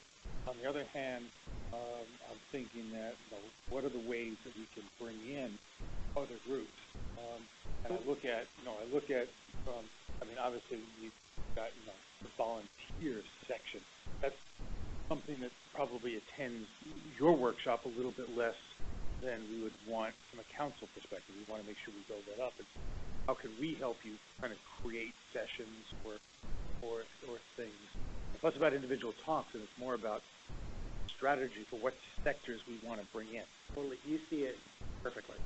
And this is about the energy around it and the engagement opportunities for the whole year, really. So using the July 1 thing as a potential milestone event, but it's really about the whole thing, starting literally today and going into well past July. And we actually scheduled this with a critical path of key people, including Helen's availability. It turns out she can maybe make one of the days, but we definitely engaged with her early on, and we want that work group's participation, and Eric Burrs, my staff, is available to help. And we've actually talked just about what you said. It's not a convenient thing for citizens to show up on a Monday, Tuesday at a all-day, during-the-day thing. And so how do you build engagement and power for them during this kind of an event that enables them better to utilize data, collect data, whatever it is that you want? So we've talked about that, but there's a lot of room to still go. I'm just looking at some of the people in the room. Here's one of your leaders of CASCO right here. They have obviously their own meetings, so they can cover their own things, which go beyond monitoring that meeting. But the more that we can have them report out on CASCO-related monitoring, better, because not only will we learn from their monitoring and better integrate their monitoring, but they'll also then attract the people that you want who are doing that monitoring at, say, the local county level. So it's almost like I want to attack it, I think, the way you're thinking is not what talks do we want or even what sessions do we want. Who do we want to be there? What are the groups that aren't going to otherwise be there? And then how can we create a session or poster sessions or a working event that would then cause those people to come in? So I could see, as a for instance, a session that's focused on, which would be of great interest, I suspect, the swamp, is the barriers and the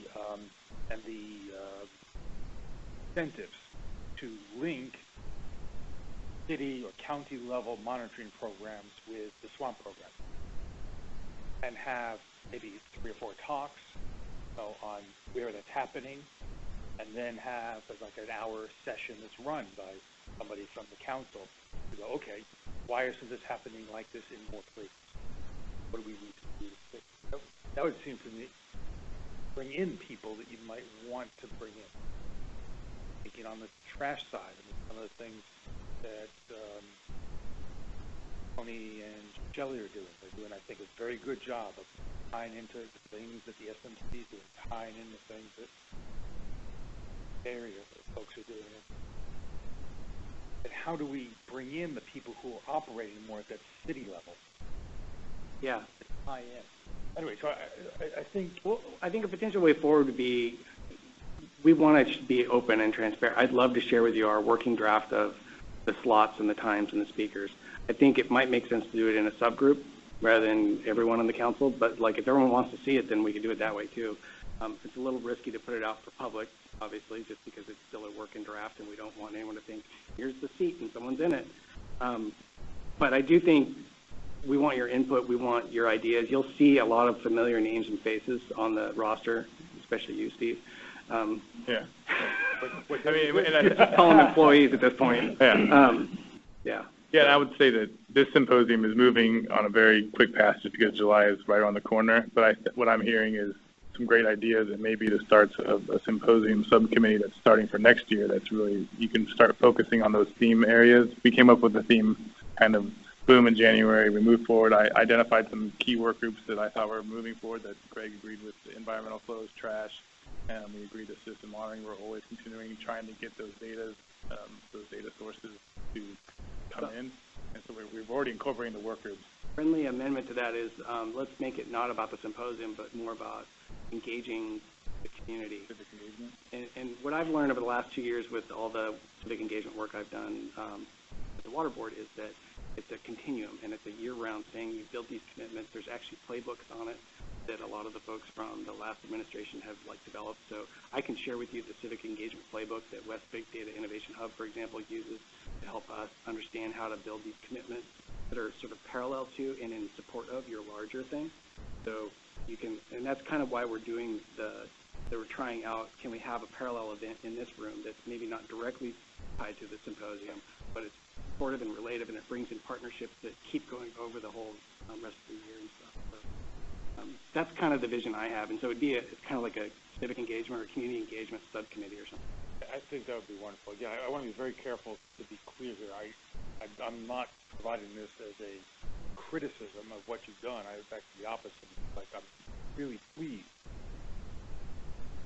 But one of the reasons I push this idea of a symposium is I think back to what we did originally in Maryland, and a lot of parallels.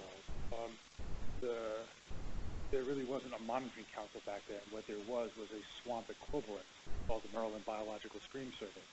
And what they recognized is that the amount of monitoring they were doing at the state level was a pittance compared to what volunteer groups were doing, what local cities and counties were doing, special studies. And so if they could put themselves in the role of being the coordinator of all those and getting the locals to tie into their methods so that, well, first off, it allowed them to put their results into context of a much larger statewide system. But of course, then it turned into a whole. So what we need to do, I just see a tremendous opportunity here, because SWAMP is such a good template for so many different things.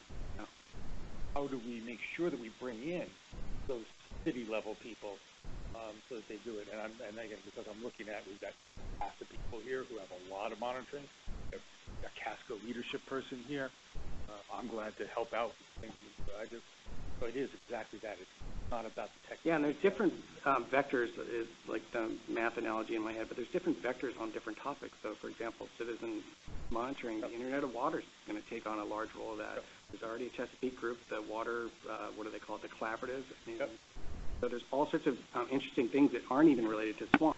And AB 7255 has its own civic engagement path moving forward with data challenges and things like that. So there's just a lot of really cool stuff that if we just recognize it, I think we get a lot of co-momentum, if that's the word, out of participating.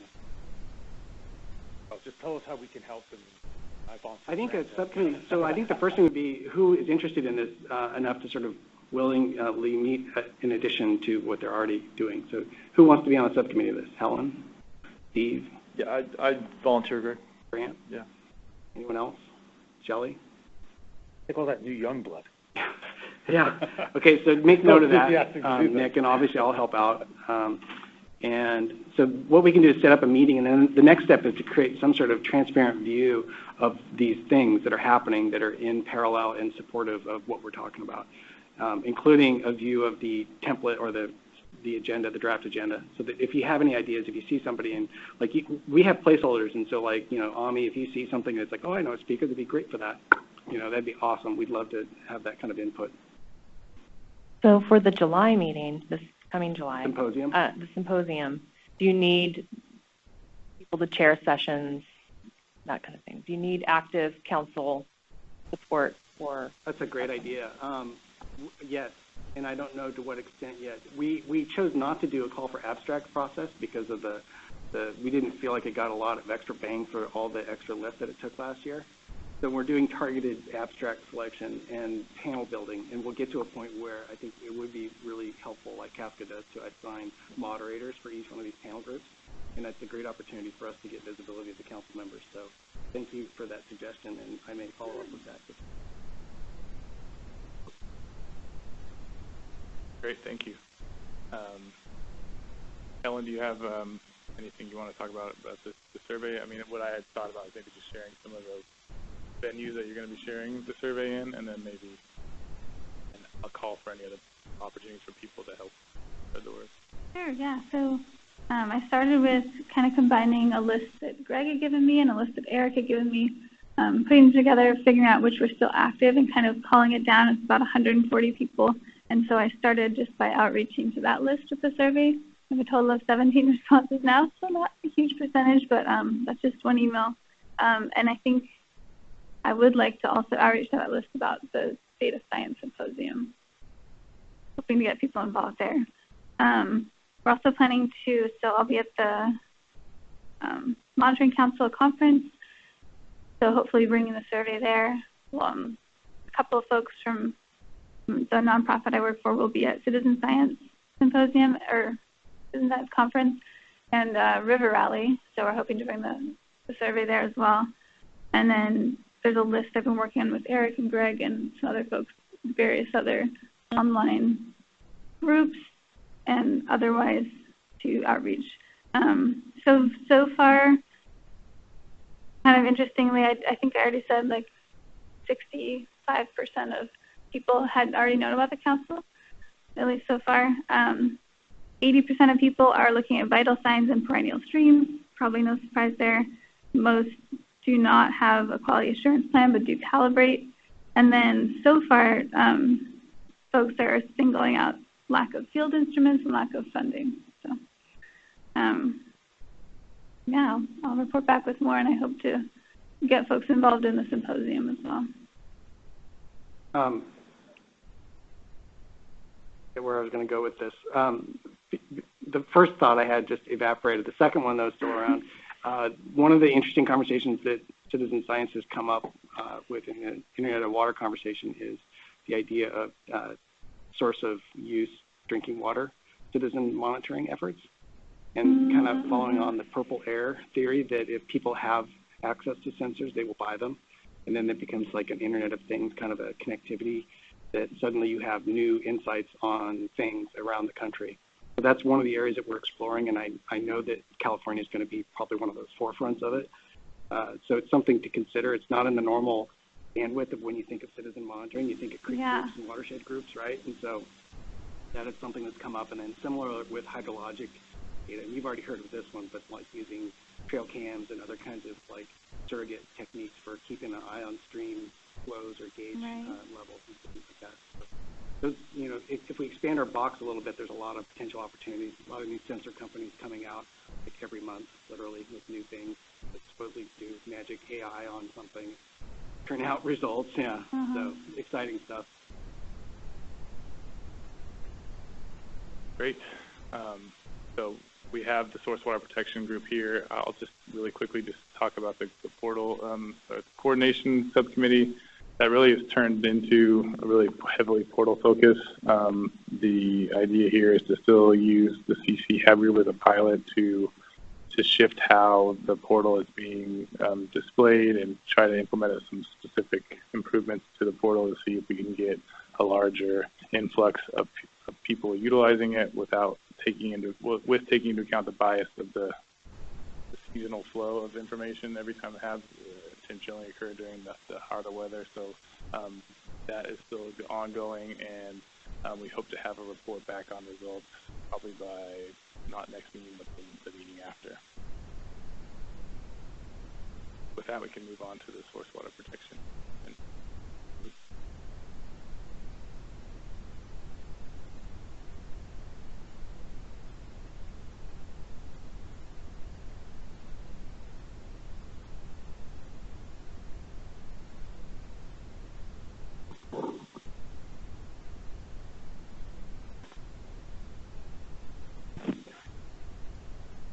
Hello, everyone. I'm Dory Bellin. I'm a geologist for the Gamma program.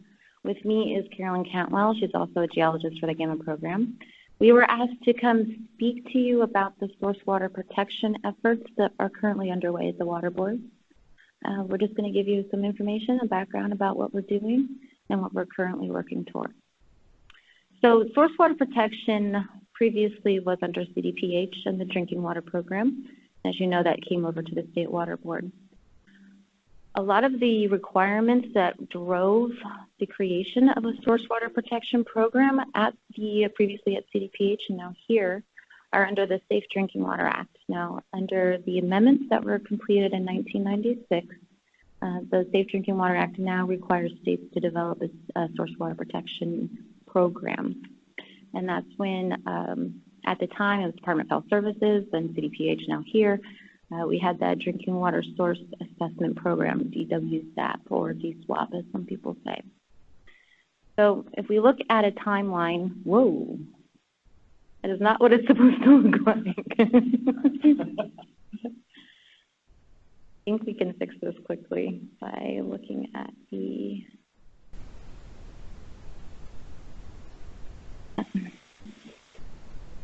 view. This needs to go to a landslide, a landscape instead of, because we made it landscape. So if you want to,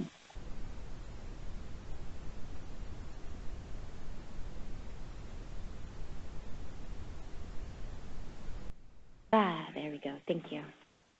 Okay, so if we look at the first item here on our timeline, that is when the amendments for the Safe Drinking Water Act came out in 1996, and that DSWAP program was created under the Department of Health Services. This is when they were tasked to complete an assessment for every drinking water source in the state. An assessment includes an understanding of what any potentially contaminating activities are located within a certain distance, usually certain travel times around that source. Source can be groundwater or surface water. And 92% of all these assessments were completed by 2003. This is when they were required to be completed. And we then moved to when the drinking water program moved to the State Water Board in 2014. They had an agreement with the UC Davis ICE program to contract all of the data needs from the source water protection efforts. So the actual application that a public water system would download to create these source water assessments was created by them, and also the actual data management and storage, so the submitted source water assessments, and then also the boundaries that the source water or the public water systems would create for their water system was also on their servers. That contract expired right after they moved over here, and that data need is currently not being met. So in early 2016, Karen Mogus came to us and said, hey, Gamma program, in the transition plan, you were named to actually help coordinate the transition of source water efforts to the water boards. And we had a 2-day workshop. This 2-day workshop was different staff through the state and regional water boards to discuss how their programs support different efforts of or aspects of source water protection. And then the second day was fulfilled of a kind of a brainstorming session of how we could increase those efforts to support source water protection. Since then, we've had a work group that's consisted of state and regional board staff, and this work group has come up with a plan on how we would bring and implement source water protection to the water board, how we would meet the recommendations or the actual requirements of the Safe Drinking Water Act, and what our regional office, Region 9 of EPA, would recommend for us to do. This is a two-part plan, and we're going to go over what that is today. So when we think about the Safe Drinking Water Act requirements, we talk about what the EPA regional office asks of us every year, or of DDW, and then any work that we're currently doing or future work that we're calling initiatives to support source water protection. All of these efforts require one thing in common, and that is a data need. This data need we are hoping to fulfill, we are currently working to fulfill with a source water protection data hub. And this data hub will be much like a lot of web applications you've seen online.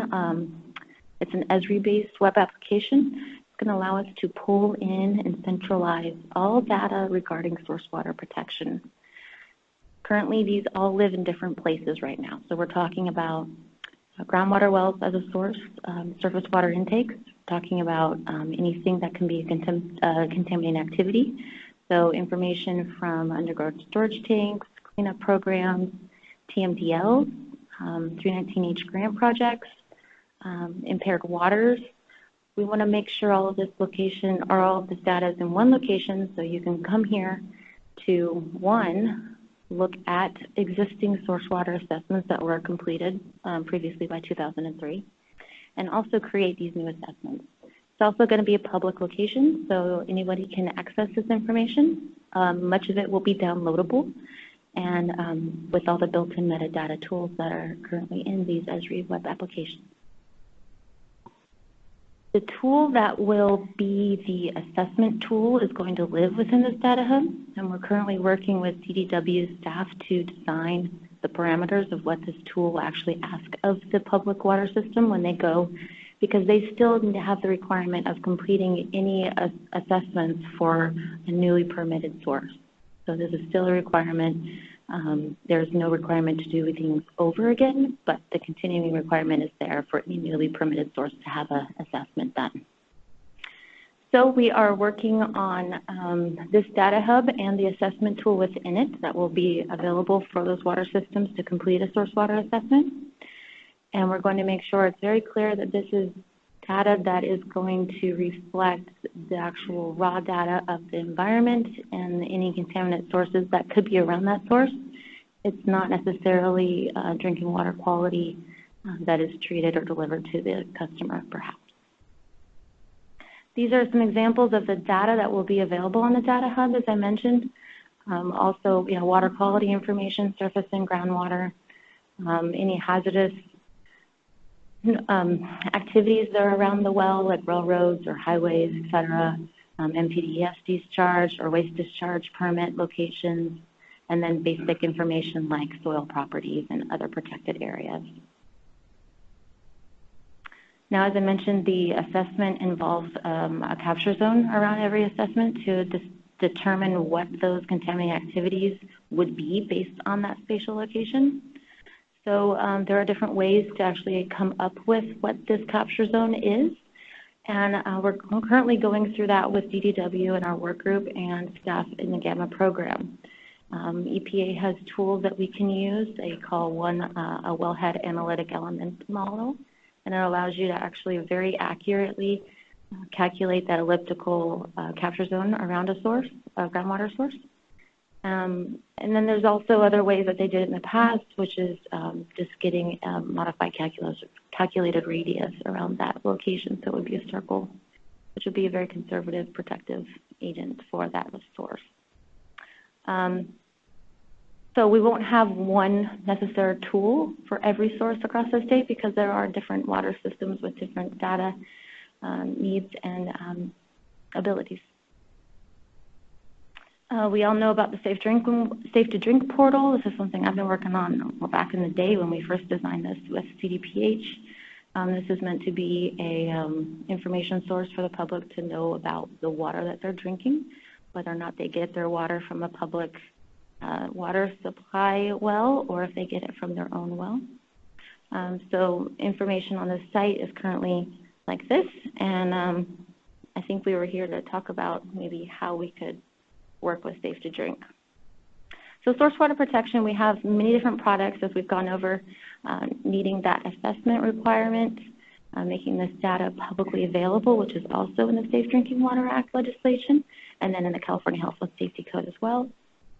Pollution prevention is the whole reason for doing source water protection. You know, the other side of cleanup is to look at what can potentially contaminate a water source. So it's looking at the before rather than the after.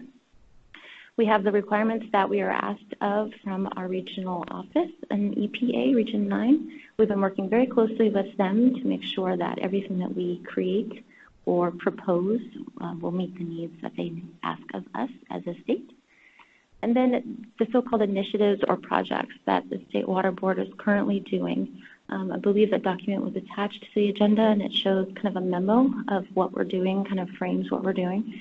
It goes over in a chart of current source water protection efforts that the State Water Board and the regional boards are currently undergoing. And then it goes over these ideas or initiatives that the work group from the regional boards and the State Water Board have come up with ideas of how we can further support source water protection. But to the big plan components would be the data integration, meaning the data hub and the assessment tool, plus these initiative efforts that I've mentioned to make up our source water plan. So yeah, this really is going to be sort of a two-part plan. Data integration, bringing together data that's not been overlaid before, and then that's really going to be the nucleation point for program coordination.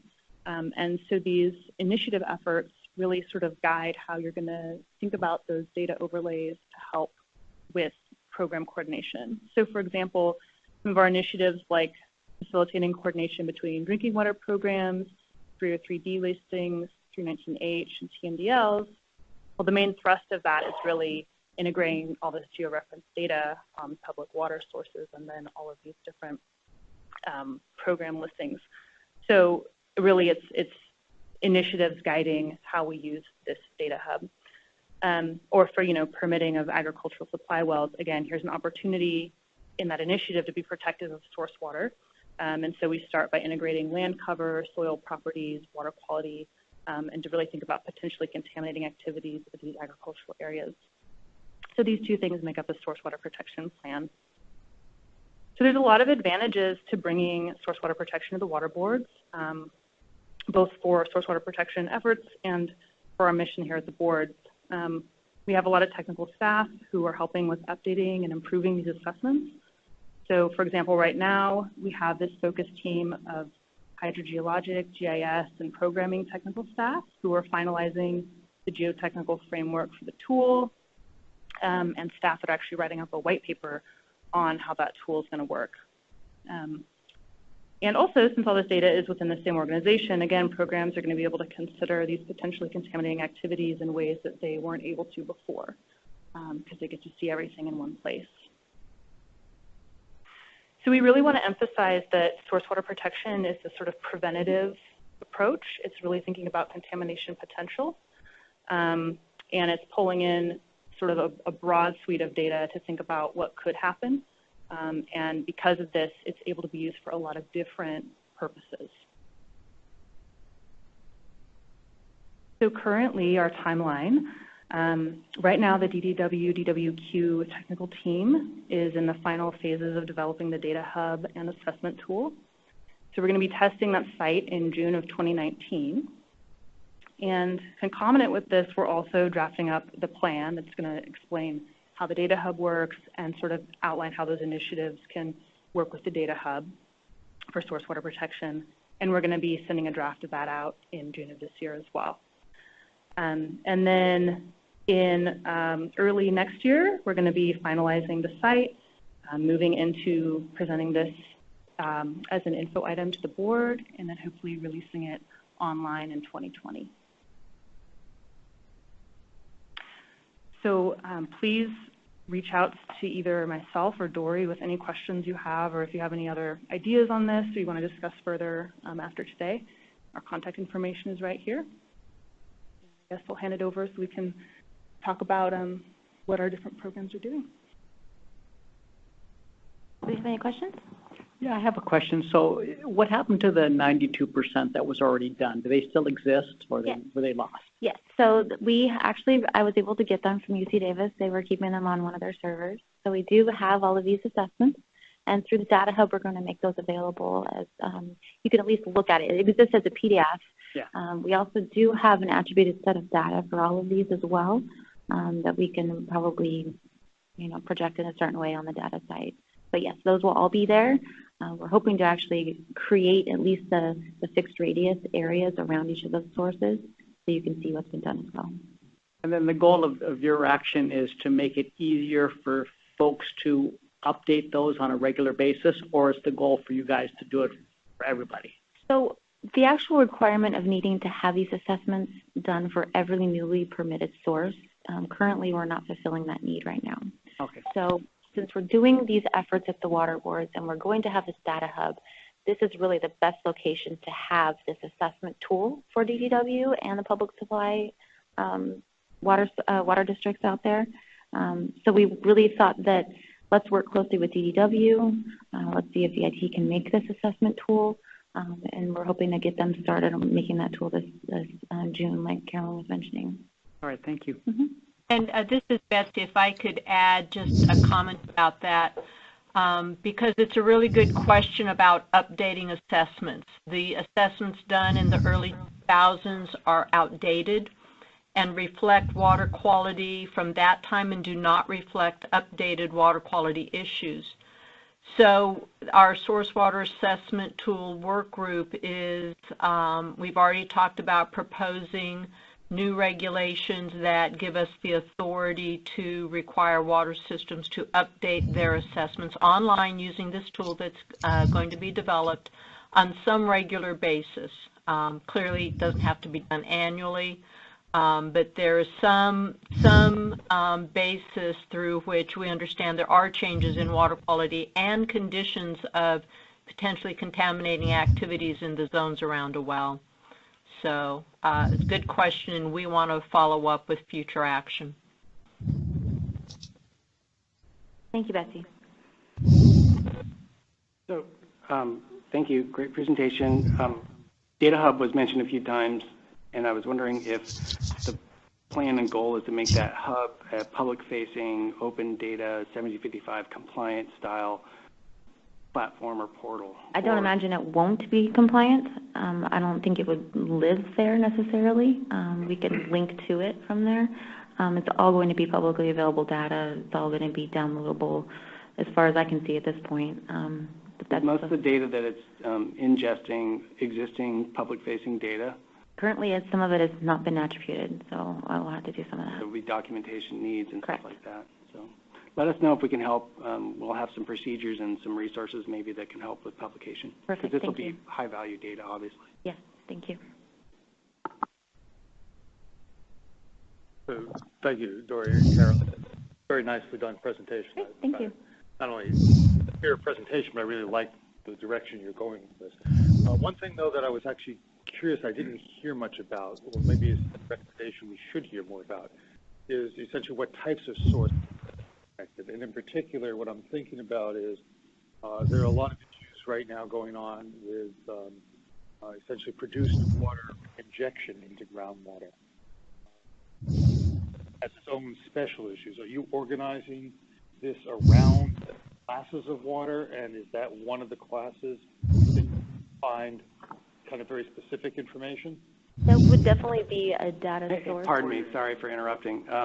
Could we have people on the phone mute? We're hearing a good sign of life, which is really positive. I'm happy for whoever is alive out there, but it's kind of disruptive. Thanks. Right. A lot of the recharge projects, injection projects, we're going to make sure are an actual data set on the data hub. Anything that's a source delivering water for a public water system will be considered a source. So if there are injection activities, recharge, managed recharge projects, flood marks, blah, blah, blah, blah, blah, that we would like to have those as data sources so you can see what would be influencing that source. I'm thinking about it in part that way, but I'm thinking about, could you reverse it at all? In other words, I'm interested, let's say I'm interested in saying, how does the quality of water around where there are nearby injection wells compare to areas not near injection wells? Well, I'm hoping you'd be able to answer that question with the data that would be available there. All the water quality information that we would have available will be on this hub, and you'll have those locations. What it's going to look like is something very similar if you ever wanted to take a look at North Carolina, and that's what I have on the first slide here. This background is North Carolina's source water protection. They don't call it a data hub, but they call it the web application, and you can kind of see in the background on the right-hand side the list of layers that you can turn off and on. So we're not federalizing data. We're not making it queryable together. It's basically to see what exists spatially together in any location. Thanks. Mm-hmm.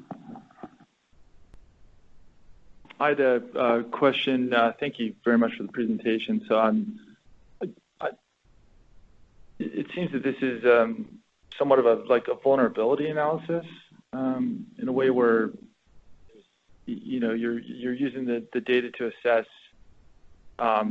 sources of drinking water that are vulnerable to contamination. So what are some of the use cases you envision with this data? Well, currently in legislation, in the actual code in California, it states what you're looking for to determine the vulnerability of a drinking water source. So those are the requirements of source water assessments. Any vulnerability project or assessment that you would like to do on top of that individually would be a separate effort, not part of what's required under source water protection. I see. So, I mean, it's going to be a publicly available site, so you could run any of these analyses that you would like, honestly, with the data being available for download. Sure. Thank you. Any other questions or feedback or comments? You have one? I do, yeah. Nick has one.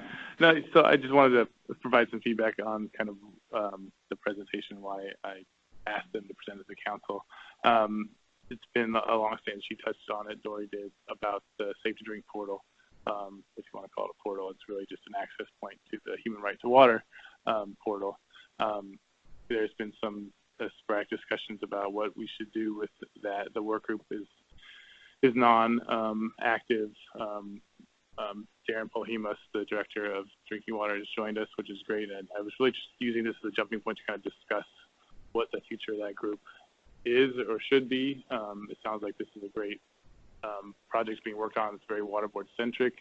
Are there data sources that you don't have access to that are outside the water board that would help strengthen this, that this council could help bring from a sector that's represented here?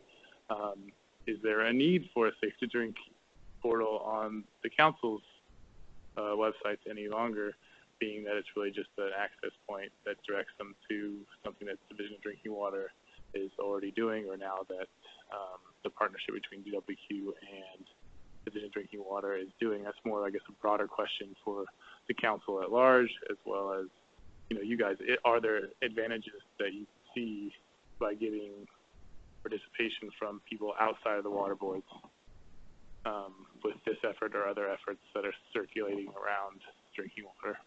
Because I, for one, get the most questions from the public revolving around drinking water and how to interpret things that are presented on the Human Right to Water portal. That's 98% of what I get from the public calling me or emailing me. I definitely think developing the Safe to Drink portal, I think, would be definitely worth it, and it would help answer a lot of those questions for the public. As far as getting outside agencies or divisions involved, there will be data sets, maybe DTSC sites, et cetera, that I will need some contacts if you guys want to be the contact point or the coordination of that communication. I haven't run into that yet, but I know I will. John, did you want to say? John Borkovich is here. He's the section chief for groundwater monitoring at the board. Hi, everybody. So, Nick, it sounds like what you're describing is in part related to the workshop that we had in this room actually a couple months ago. In particular, what I'm referring to is the needs assessment work that Darren's been kind of the point of that, and then we've got these other needs assessment. One aspect of that is for domestic wells, and one thing that comes up I just want to emphasize with folks is that the work that Dory and Betsy and DDW and DWQ are working on is focused predominantly on if not exclusively, on public water system sources, which gets at the bulk of the population. The vast majority of people get their water from public water systems, but there is a significant population of folks that get their water from a domestic well. So that's always been a hard thing to assess because of the fact that the data are not very robust with respect to where those people are. And then in turn, they're not a regulated entity. So people who have the right to drink their own dirty water, as long as they have a well, they can do whatever they please with it pretty much, as long as they had a permit to put it in the first place or they moved into the home and the well was there. So part of our outreach revolves around identifying areas where there are hazards, et cetera, and offering a plan for those folks to be able to assess their measures to address potential contamination issues. And it's fairly well known in Salinas Valley and the southern San Joaquin Valley, there are significant nitrate contamination issues in those areas. There have been tools that have been developed by Dory and IT for folks to identify areas where there is potential nitrate contamination. And if I live in an area where I know I'm on a domestic well, I can type in my address and it'll identify using some sort of a basic tool to put a circle around it, and voila, any data we have in the Gamma information system will feed into that. So regardless of what the source is, that data will feed into an assessment of that respect. So there could be, I'm thinking out loud here, which is often a dangerous thing to do, but I would say that it sounds like one aspect of it that may have been contemplated in the past for the portal here for the Is My Water Safe to Drink portal was to be able to allow folks that may be on their own well to be able to assess whether or not, hey, do I have any potential contamination issues? What do I do if I do? Can you help me figure out what labs to use, et cetera? So I think there are elements already there that provide that information, which is really important.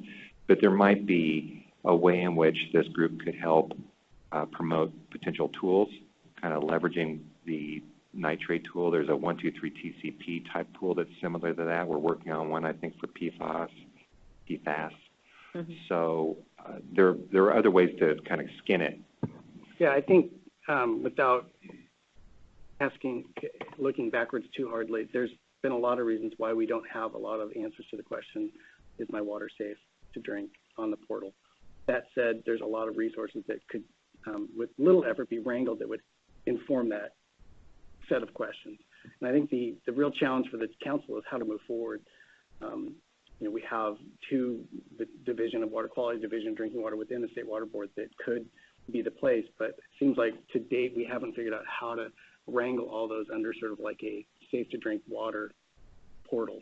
And so I think you're right. I've seen lots of great tools and there's more in development right now, including the presentation we just had. But I think, isn't that the basic question, is how to move forward with safe to drink? And Aaron and you both here, maybe it's an opportunity. I know Karen would support some sort of partnership, but it seems like we need some level of organization and then work to be done to sort of take existing visualizations, data flow products, whatever they are, and wrangle them to sort of organize them in a way that's meaningful. If you live in a well area, here's some information for you. If you live in a public water system, here's some information for you. I know in the past we worked really closely with Water Education Foundation, and they have some great tools on their page, like where does my water come from, where you can find out if you don't even know. Then there's a larger question of, does the council just get out of this question answering business because there's so many other people trying to do it? And it's a little bit, I feel as a citizen in California and very passionate about this topic, it's a little bit misleading to have the question looming there but no answers to it, especially under state URL. So I really think we ought to be explicit about that decision. But my assumption so far is that the group wants to continue to try to answer that question, which means partnering with Water Foundation and partnering with other people that are doing similar kinds of work. I think a lot But of the reasons. it's a lot of work, especially with the legislative interest and all the reality that we're facing right now. It's going to be a lot of cat herding, so to speak, to keep on top of it all. And the needs assessment results, I think, will really help with this question as well. And Because akin to where it's that not. is the drought effort that DWR is working on. We were invited to attend that last week, and I know Betsy was there. She's in regular attendance, but there's a domestic well piece to that. And honestly, the lack of having a robust data set of where people actually are using domestic well water, we have very good ideas based upon analysis that the U.S. Geological Survey has done for us and other type of efforts, but it doesn't really get down to, at this XY point, this person is consuming water that's coming from a domestic well. And that's a very hard lift to get to. So if this group wants to discuss that further, I'm happy to participate in future discussions. But there may be means of being able to identify potential areas, and I think that's part of our task with the needs assessment, at least for the work that we're doing with water quality for domestic well users, is to identify where those risk areas are. It's not just nitrate, it's other contaminants. I mean, that's the main driver, but there's arsenic and other contaminants that people are potentially exposed to.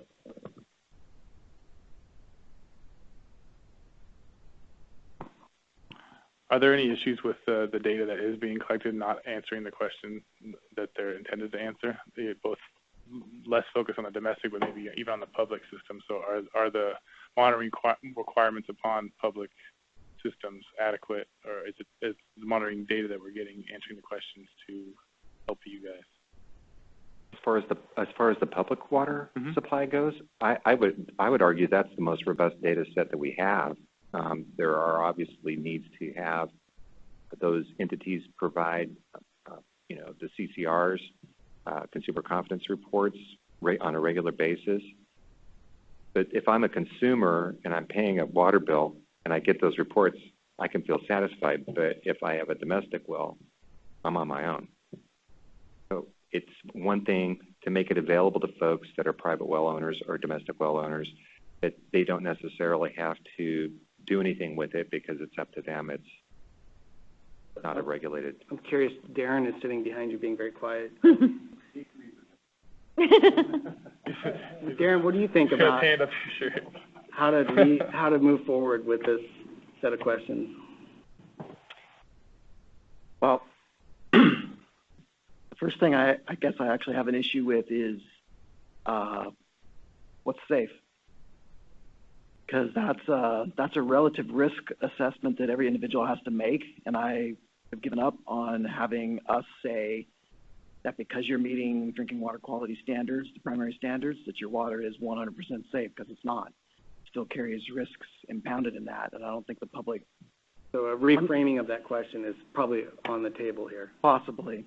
And then I think John hit on it, I guess, dropping down to the next level, I think we should occupy the space that's unoccupied. The private domestic well users are on their own.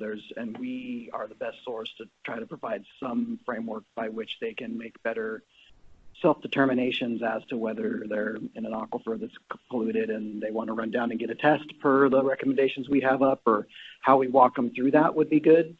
It might, there's talk about leading to some kind of helping people actually get their wells tested when they want to and stuff like that, so that they can be assured of where that's at. So I think there's that aspect of it. I'm not interested in trying to, because we push, for drinking public water systems, we push people to their water system to get the answers up to date and what's not there. So I wouldn't want to try to replicate that. We would want to basically have a way to say, you're in the water system, you should talk directly with them. But there is a space for us to be clear when water systems are either unresponsive or are in violation, because they tend to not be kind of open to their public about that. And I think we should then be the regular body that says, these are the water systems that are in violation. They aren't meeting primary drinking water standards. And that's what the Human Right to Water webpage, in a way, does. It could be sliced and diced in other public ways. So. Well, I'm curious, so I think the reframing of the question would be totally on the table. I think people are open to being more clear about what is the right question. What maybe safe is the wrong word, so like put that on the parking lot. I think that's totally on the table. But I wonder, it seems like if the model is to have the consumer go to their provider to get the data, isn't it still like state public data that we feel like we have maybe some responsibility for? And so then if the answer is yes, then I think it comes right back to either the water board or the council of how do you then present that data into useful information. Yeah, it gets into some unintended consequences of relationships that we want to impose, right? So part of our regulatory construct is that the water systems themselves have to be responsible for their water and then their communication with their public about that. I mean, one of the pet projects, if I ever get time to do it, is I want to redo the annual reports that they do, the consumer confidence reports. They're horrible. They need to be done in a way that people can actually understand them. My wife, a trained engineer, hands me our water systems and says, here, read this, because she can't get to the bottom of it either, which is kind of a sad story. And our water system that I'm part of, I think, takes advantage of the fact that they love to overkill you with information and not help you interpret it. So it's this like 5-fold out document that takes up half the kitchen table. When you're done, it's got a ton of information on it, but you got to really be a scientist to be able to figure out what's going on that very busy data set that I'm sure that most public So like, doesn't look at. What I hear in that is that there's some templating, so to speak, that the state could provide that would be available for certain categories like microbiological data, chemistry, some of the other things. And then these templates would be expected to be populated with local data depending on how they could. That you know, there's still a role in terms of a statewide effort to turn that data into more useful information. And instead of just letting, like you said, water systems do it however they think they should. No, there definitely is. And I guess there's some opportunity for us to present ways of representing the data that's more useful than some of the public water systems do. So maybe I'll have to rethink my position. I still want them to be responsible. I don't want us to be, you know, the only source of that information. But I guess there could be some reframing of it. It's just that it gets really complex, right? Because, for instance, if you go to the city of LA, they've got 90 pressure zones. Which one are you in? If I don't know that, then our data is a mess because they're telling us from a huge water system how they comply, but that doesn't answer that person's that particular pressure zone's answer specifically. I mean, other than I'm not worried about LA because all their pressure zones are pretty good, but case in point of, you know, even within a water system, it's hard to know what water you're drinking at what time. My water system switches between surface water and groundwater at different times of the year. So it's, you know, this ever-evolving question that's got different layers to it. Darren, this is Betsy, and you're pointing out a problem with the Consumer Confidence Report that really comes from the federal requirement. They dictated so much of the mandatory information that it created a mandatory structure for the report. So even the template that we post online for smaller systems to use to include all of the federal requirements is just very structured. But that doesn't mean we can't find opportunities to be communicating about how to be more informative in a way that the public can understand. And so it might be an addendum to the CCR. But also, just to point out to everybody that the feds just implemented requirements to increase reporting from once a year to twice a year for larger utilities. And so this potential for communication is going to be more frequent now. And so ensuring that the communication is appropriate and understandable, I think, is going to be even more important, or our public is just going to get more what's the word, complacent about even trying to understand it. Thank you, Betsy. That's a really good description of how I see the problem too. So I don't know what the agenda item wanted to end on, but it seems like we're at this point where this potential topic could, I've heard this phrase before, eat our lunch if we let it, because telling the story of drinking water data to people in California is a lot of work that could take a lot of different wrangling of different existing networks of people and energy and all that stuff. So I guess I pose it to the council members, like going back to Darren's point, maybe the question's not even the right question to ask. Maybe the data wrangling is going to be really hard to even address some of the parts of that question. What does the council want to do with this topic?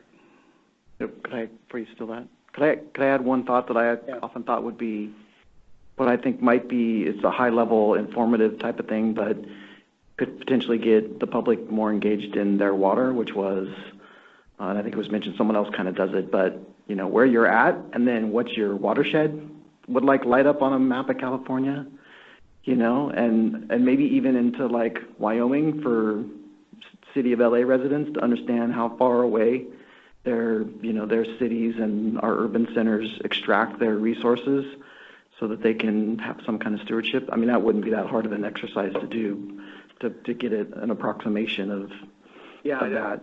Where's my water coming from? Or it would be sort of like a sub-question. Right, because then they could have some ownership associated with that and hopefully feel some responsibility for why, when they pay taxes, and they shouldn't grouch about, well, I'm, going to help some poor small water system, in that little watershed or wastewater treatment plant. Why did my money go to that? It goes to that because you end up benefiting later. So real quick on that, there is a project underway through a partnership that I've made with UC Berkeley. Some students are trying to work on how to structure the data and to make recommendations for existing data to be integrated with other data to actually start to answer that question on a sub-pilot kind of a scale, because the whole state is really complicated. Somebody kind of already did it in LA. There was a research paper I sent around that does it for the Colorado system, basically, but not at the granular level that we kind of ultimately want, and it doesn't really inform the rest. There is this project underway. What it would take would be, again, we need some connector from the council. Right now, I'm a connector, but I'm not always at the council meetings, and it seems like we would need some sort of like drinking water or division of water quality or some sort of like this zone of drinking water topics. We would need a connector to that project to make that work, I think. And I'd be happy to help run that connection for a little while. So, Greg, in response to your first question, is my water safe to drink an appropriate question for the portal? I would say absolutely yes, because if you think about things like Flint, Michigan, when people think about their drinking water, that's their very first question. And so if that's your opener, then you can drill down to the educational components. Okay, if you want to know if it's safe, where are you? What's your watershed? It could drill down that way. But if we don't have the effort to do that yet, I'd say make sure as the monitoring council that we provide people with the links to other websites or other sources of information where they can find out whether their water is safe to drink. And I know it's not a binary answer, but I think when you think of the public, that's what's on their mind. So on that first part of that question, do you see the role of the council being to describe what safe means or to answer that kind of risk, to address Darren's concern that we're not really being honest if we don't sort of show the light on how the risk, sure. Yeah. Maybe existing resources out there, but that's a trap in many ways.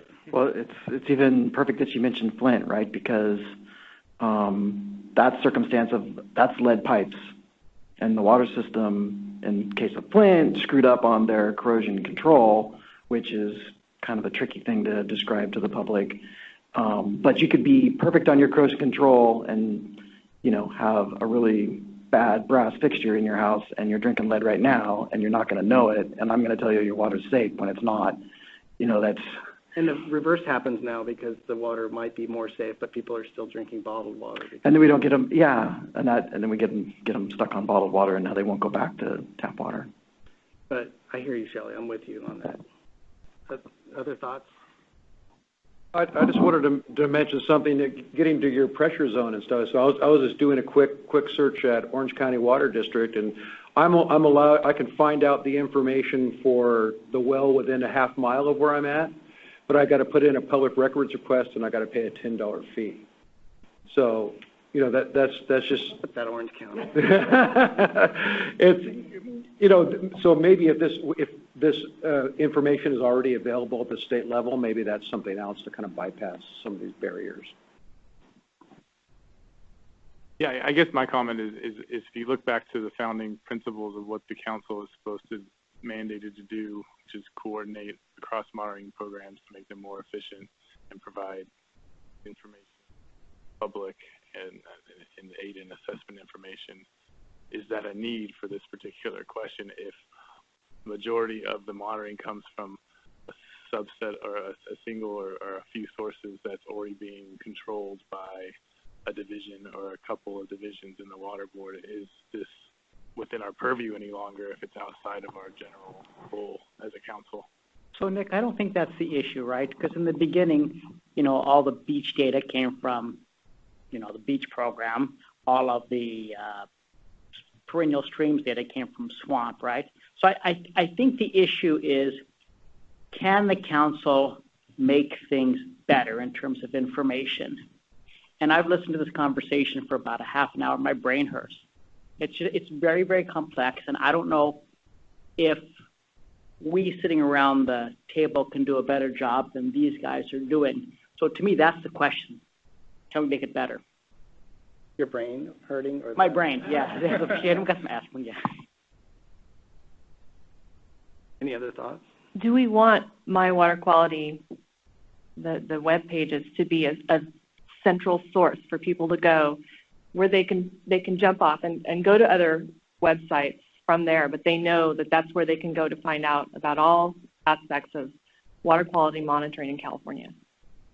Well, I think it already does that, and that's my point. When you have a .ca.gov kind of a thing out there that is Google searchable and people find it, I mean, that's the conundrum now with Safe to Swim. And we're making a lot of progress on that. It's actually right in our wheelhouse, and we can make progress more readily, I think, on that. But the same thing happens. People go there, and 5 clicks later into the web page, they're either confused, or they're at Heal the Bay's website, or they're at some other place, maybe still not answering their questions. So this is part of what I'm saying is if we're going to put our shingle out there and say mywaterquality.whatever, and people are going to find it when they want to know if it's safe to drink their tap water, so to speak, we better provide some sort of resource for them. At least that's my strong opinion. But does it have to be our work product? I think that's. I don't think it has to be. I think partnerships already exist, and examples of click-throughs already exist. And then Terry's point is right on. Like other people are doing 98% of the work, but maybe our little 1.8% is helpful, and maybe we can provide some way to help focus that other people's work to make it even more informative. Exactly. And this is Betsy again. So if I could just add to the conversation. Wendy Kalu and I, and of course you know Wendy, she manages our Human Right to Water portal. She's also now managing our school-led, and will be managing the daycare-led information as well as public reporting on that. You know, we've been talking and have ideas on how to improve, to add information to the Is Your Water, Safe to Drink site. And there's a lot we can do to improve accessibility of information to the public. I'm also becoming aware of more and more, what do I want to call them, data users out there that are developing tools based on our information that I think would be really cool links for people to better understand water quality. So I think it's a combination. We can definitely utilize and collaborate with public stakeholders that are working in this area, as well as work internally. Now, is that something that the council is involved in, or is it left to DDW to really work on that and flesh it out? That I don't have the answer for. I just wanted to let you know that we are considering it, and we'll will be proposing some changes. Okay, so I'm not hearing any, Terry's cautionary tale was the only thing close to saying maybe we need to think about this differently. But so far, everyone that's either said anything or nodded seems like they're in support of the council continuing to have a drinking water role of some sort. Steve, did you want to? Greg, I think there's two separate roles that are being discussed here. There's a role of how do we better coordinate monitoring? How do we improve methodology? How do we standardize methodology? That's exactly the kind of thing that we help do for the beach world, for the wetlands world. I think there's no role for us here in that. I think they've got it covered, and I don't think we have, in a sense, a lot of the expertise. And there aren't the range of different methodologies and different players. Then you've got a second question, which is, should we be a portal to that information? And I'm hearing a lot of people say yes to that. And I think Darren, in his presentation, kind of illustrated why maybe we should do that, because there are a lot of different questions and the answers are served up by a lot of different parties, and you might not know what it is that you're getting when you serve it up. We might be a good, in a sense, directory for if you're interested in this question. There are a lot of different questions. If you're interested in this question, this is where you go to get it. I don't think that will take us a lot of time to do. I think it will serve as a kind of a good pointer to some of the things that other people are already doing. And would be, as you said, appropriate, because if we're trying to set ourselves up as a one-stop shop where you look for water quality data, you can't ignore the drinking water side. So I guess I say a yes and no. I don't see us putting together a working group focus on drinking water. I don't think it's needed. But I do see where we can ask Nick to work with somebody like Darren to provide the roadmap. Okay, so Darren, is that consistent with what you were advocating for? So I think one of the questions that's related to this is who sits in drinking water chairs, and we have two vacancies, one that was sort of previously occupied by the Division of Drinking Water, and then we have another one that's by Aqua, and Aqua's got a nominee in it. You missed the very beginning, but Dr. Peter Vroom was nominated by Aqua to sit on the council. And one of the reasons we're having a hard time having this conversation is drinking water is not really in the conversation most of these council meetings. So how would you recommend that we deal with that problem? We've approached you as a potential candidate to sit on the council, but you're super busy and we will never see you even if we probably ask for that.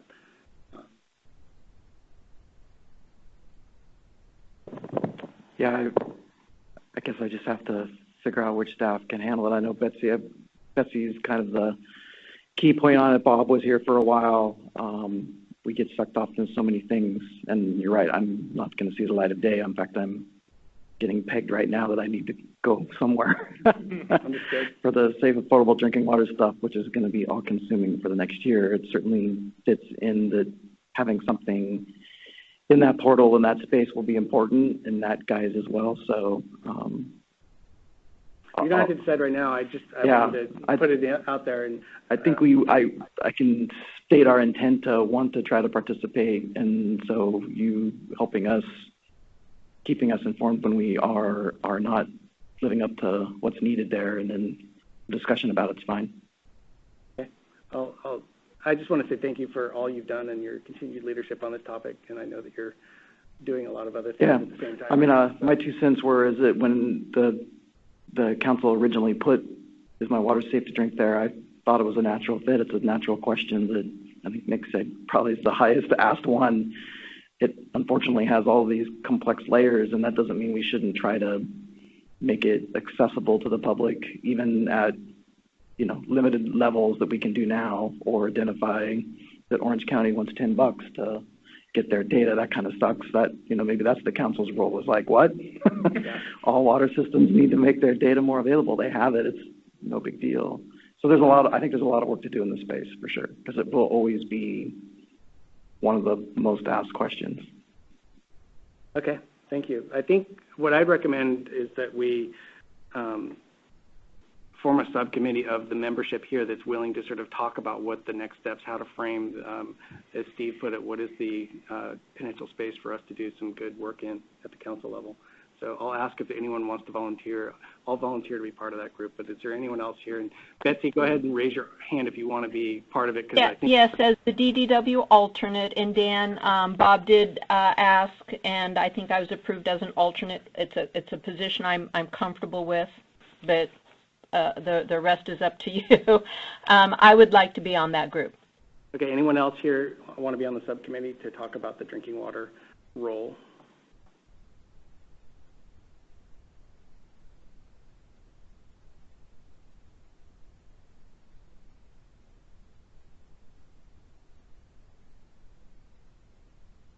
So I'm here on behalf of Karen, and I can channel her right now and basically say she'll probably assign you to help us out. I think that if I don't volunteer, you will hold me. Yeah.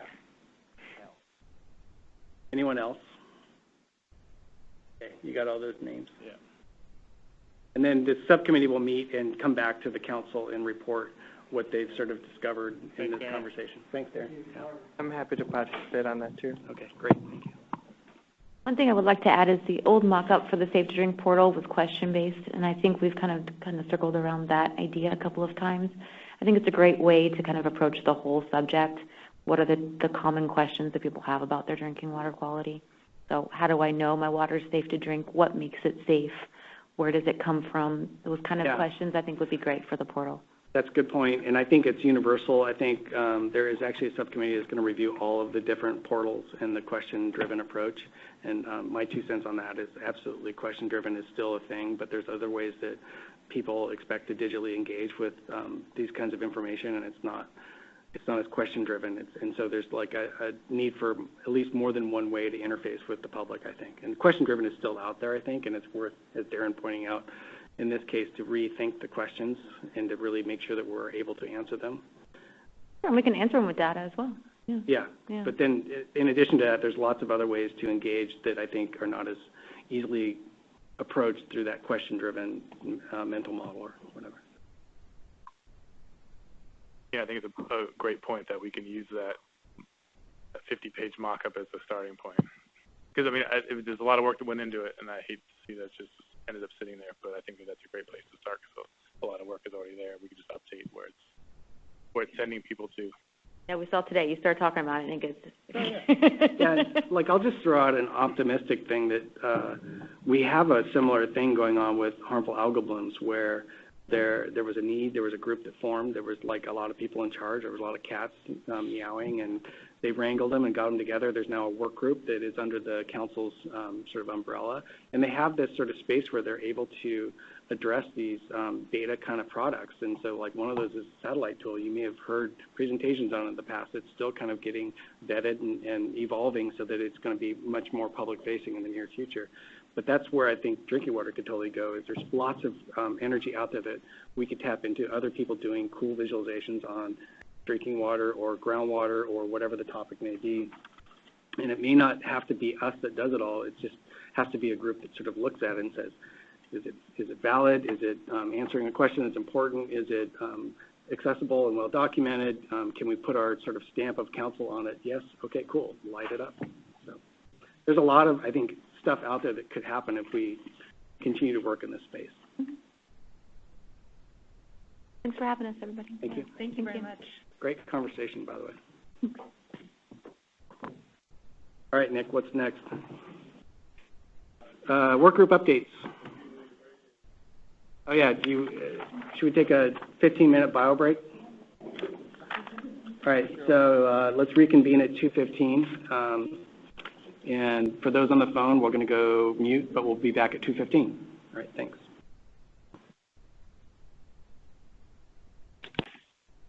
For anyone on the phone, this is Greg. Are you ready to give an update? Yes, this is Allie. Cool. And All this is Susie. I'm ready. Awesome. Okay, so I'm going to go ahead and get us started 5 minutes earlier than I said. Everyone seems to be here, and they had a good break.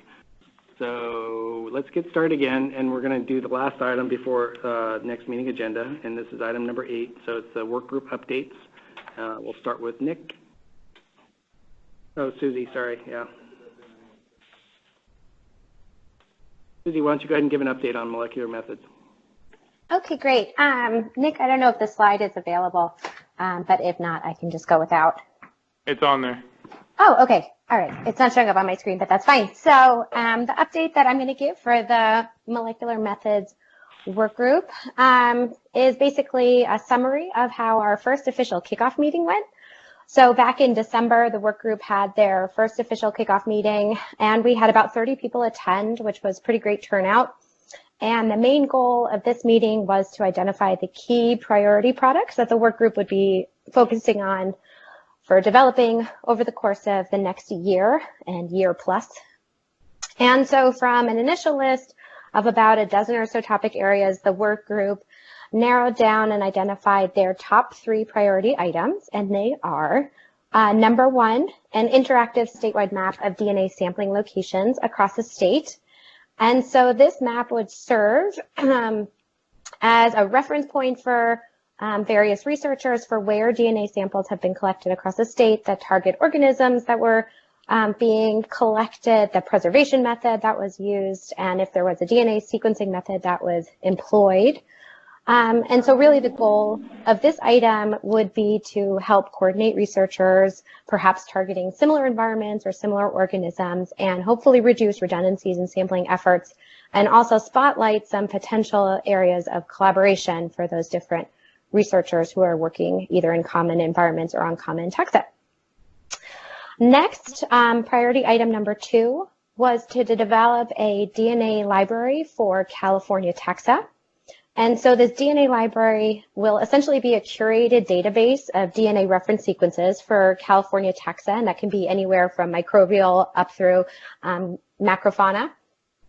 And the library would include taxa that have both been previously sequenced as well as new reference sequences that are being generated by various members of the work group as part of their research programs.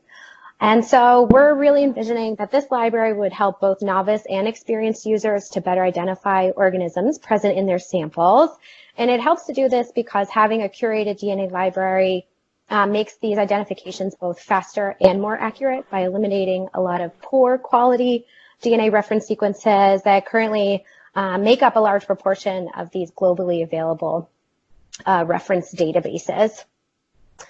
And lastly, the third priority item that the work group identified that they want to work on, both I would say over the course of this next year, but really going beyond, it'll be a continual effort, and that is to come up with a series of recommended protocols and best practices.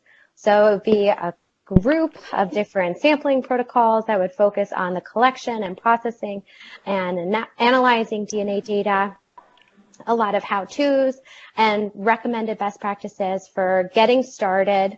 So it would be of use for novice users who don't often know where to begin or what sampling supplies they might need for collecting DNA data. But then it would also be useful for experienced users who could turn to some of these protocols should it become a template, for example, for something to be incorporated into, say, a standardized swamp DNA collection protocol. This would be a really great jumping off point for something like that.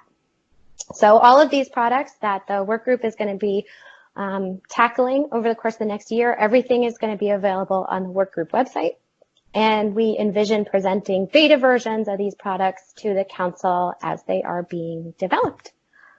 So right now we've assembled essentially the volunteer teams who are going to be working on each of these products. We have about 10 people that have volunteered to work on each of these 3 products.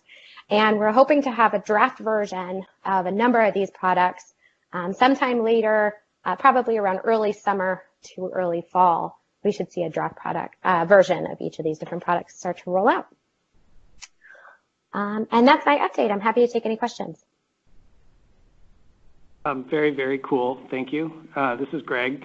So on the number 2 one, would it be a big lift to try to take that data that you're collecting for the library and turning it into open data? And if it's not a big lift, can we help you? No, it should definitely be something that's considered open.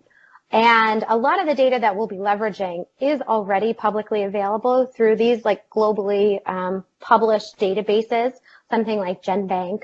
or the BOLD database. They're all publicly available online. But like I said, it's really going to be an effort to sift through and find the really high quality data and then assemble that in a more digestible way for people who are working specifically for California applications. And then it'll obviously be publicly available on the Workgroup website, and then it could easily be linked to anywhere else, somewhere like GitHub or wherever you think would be a good home for it. Okay, I'll work with you on that. Awesome. And a follow-up on the data that we're collecting going forward in future sampling efforts. Is there a workflow that's already designed to get that data into CEDN so that it can also become open data? Yeah, that's a good question. To the best of my knowledge, there is not a particularly standardized protocol for getting that data into CEDN. In my personal experience, we had to come up with a couple new templates for working with some DNA data that we've been generating as part of some swamp projects. And I think CEDN has dealt with some like quantitative PCR data, but not much beyond that so far. But that's a good point. That's something that we should keep in mind moving forward, and if we want to make that kind of a sub priority topic. Even if you can't get to it, it would maybe be a number 4 to put there just as a placeholder. Okay, and that's I'll have my staff help you on that one. I would say maybe Great. Like Tessa's unit. Yeah. Awesome. No, Melissa and I have already talked about it, so I think there may be some early wins that we can do on some of that, but getting people to sort of start thinking about how their data is going to be structured before they start their sampling efforts might be really useful for keeping it all funneled into a open, accessible place. Awesome. That's a great idea. I just want to say that Susie's been doing an awesome job with the work group, and the fact that she's been able to identify 3 projects and get volunteers to take them on is great. So she's been great, Steve. Well, I'll go one step further. I think this is going to, again, has the potential to be one of our greatest successes because we're getting out in front of something and we're not trying to retrofit and cause people to do things differently than they were doing, but trying to get them to work together towards doing them in common while it's at that early transition from kind of research techniques into application techniques. And I think there's actually going to be some burden on us. I think this group is going to be so successful, we're going to want them to do more and more. And we're going to have to figure out a way. I think you're right. I think it's wonderful that Susie was able to get them to volunteer, and of course she's doing a lot of volunteering herself. I think we need to find a way to get some support for this group because what they have to do is so large and there's so much investment that's going to be going in from so many state agencies that go through a foundation to try and get it, whether we go to the governor's office to try and get it because it's something that truly goes across. I think you're absolutely right on with partnerships and finding ways to find support either in kind or maybe even through the Water Data Fund or something like that in the future consortium kind of a business model, because this is a really high value, just not to like overstate it, but the really cool thing that I keep hearing is the people on the eDNA side saying that Delta smelt have viable populations in every part of the Delta. And then the fish samplers are like, well, we caught 3. Mm-hmm. So, I mean, I know that that's overstating it, but I did it anyway because it has the potential to disrupt a lot of people's thinking. Mm-hmm. So, yeah. That's exactly right. I mean, if you're going to start using it for these things and people haven't agreed on the technology, then you're fighting over do you believe the data as opposed to what do you Mm-hmm. That's right. Sources, finding ways to make this group. Let's see what they do with the first set of assignments before we get too excited. Right. But we'll have those soon enough. Real quick, Susie, if you're still there. Yeah. Okay. Look up Observation Data Model 2.0 on the web and see if it has anything for this kind of data, because they sort of they threw every kind they could at it. It was a group out of Utah State and other places that did a paper and wrote this ODM 2.0 as a catch-all for any kind of observed data. But it might be a starting place. Yeah. Okay, great. Awesome. And somewhere else, over in Europe, They've made a lot of strides as part of this, something called the DNA Aquanet initiative that they have, which is an international collaboration to come up with some standardization for DNA-based approaches. And we have one of the leaders of one of those work groups has actually been part of our molecular methods work group in California, and she's taken on like an advisory role for our work group. And so it's been really great also to have some of her insights from the process that they've been going through in Europe. So that's great that we've been able to take advantage of her expertise. Awesome. I can't wait Cool. till July when all these speakers, people, yeah. Good. Okay, good. Thanks, Susie. Okay, thank you. Next up is trash monitoring work group. So the trash monitoring work group kicked off earlier this year in January, and they voted and identified Shelly Moore from Squirp and Christine Cornielli from Larry Walker and Associate as the co-chairs of that group. They are currently working on the next steps of the workgroup development, including the creation of a charter. Shelly has just also recently developed a summary of the 2018 Trash Data Dive as a framework for building projects for the workgroup to address moving forward. Her and Tony Hale at SBI also revamped the website, which is a really cool resource for everyone, and I can share that. It's trashmonitoring.org. All right, there we go, easy, trashmonitoring.org. I'll also provide a link under the meeting action items or notes. And the next meeting for that work group has been scheduled. The agenda is still under development, so the blast hasn't been sent out by me yet, but it's going to be April 16th to coincide with that Citizen Monitoring Day. It's going to be from 9 to 12 in the CalEPA building, room 2510.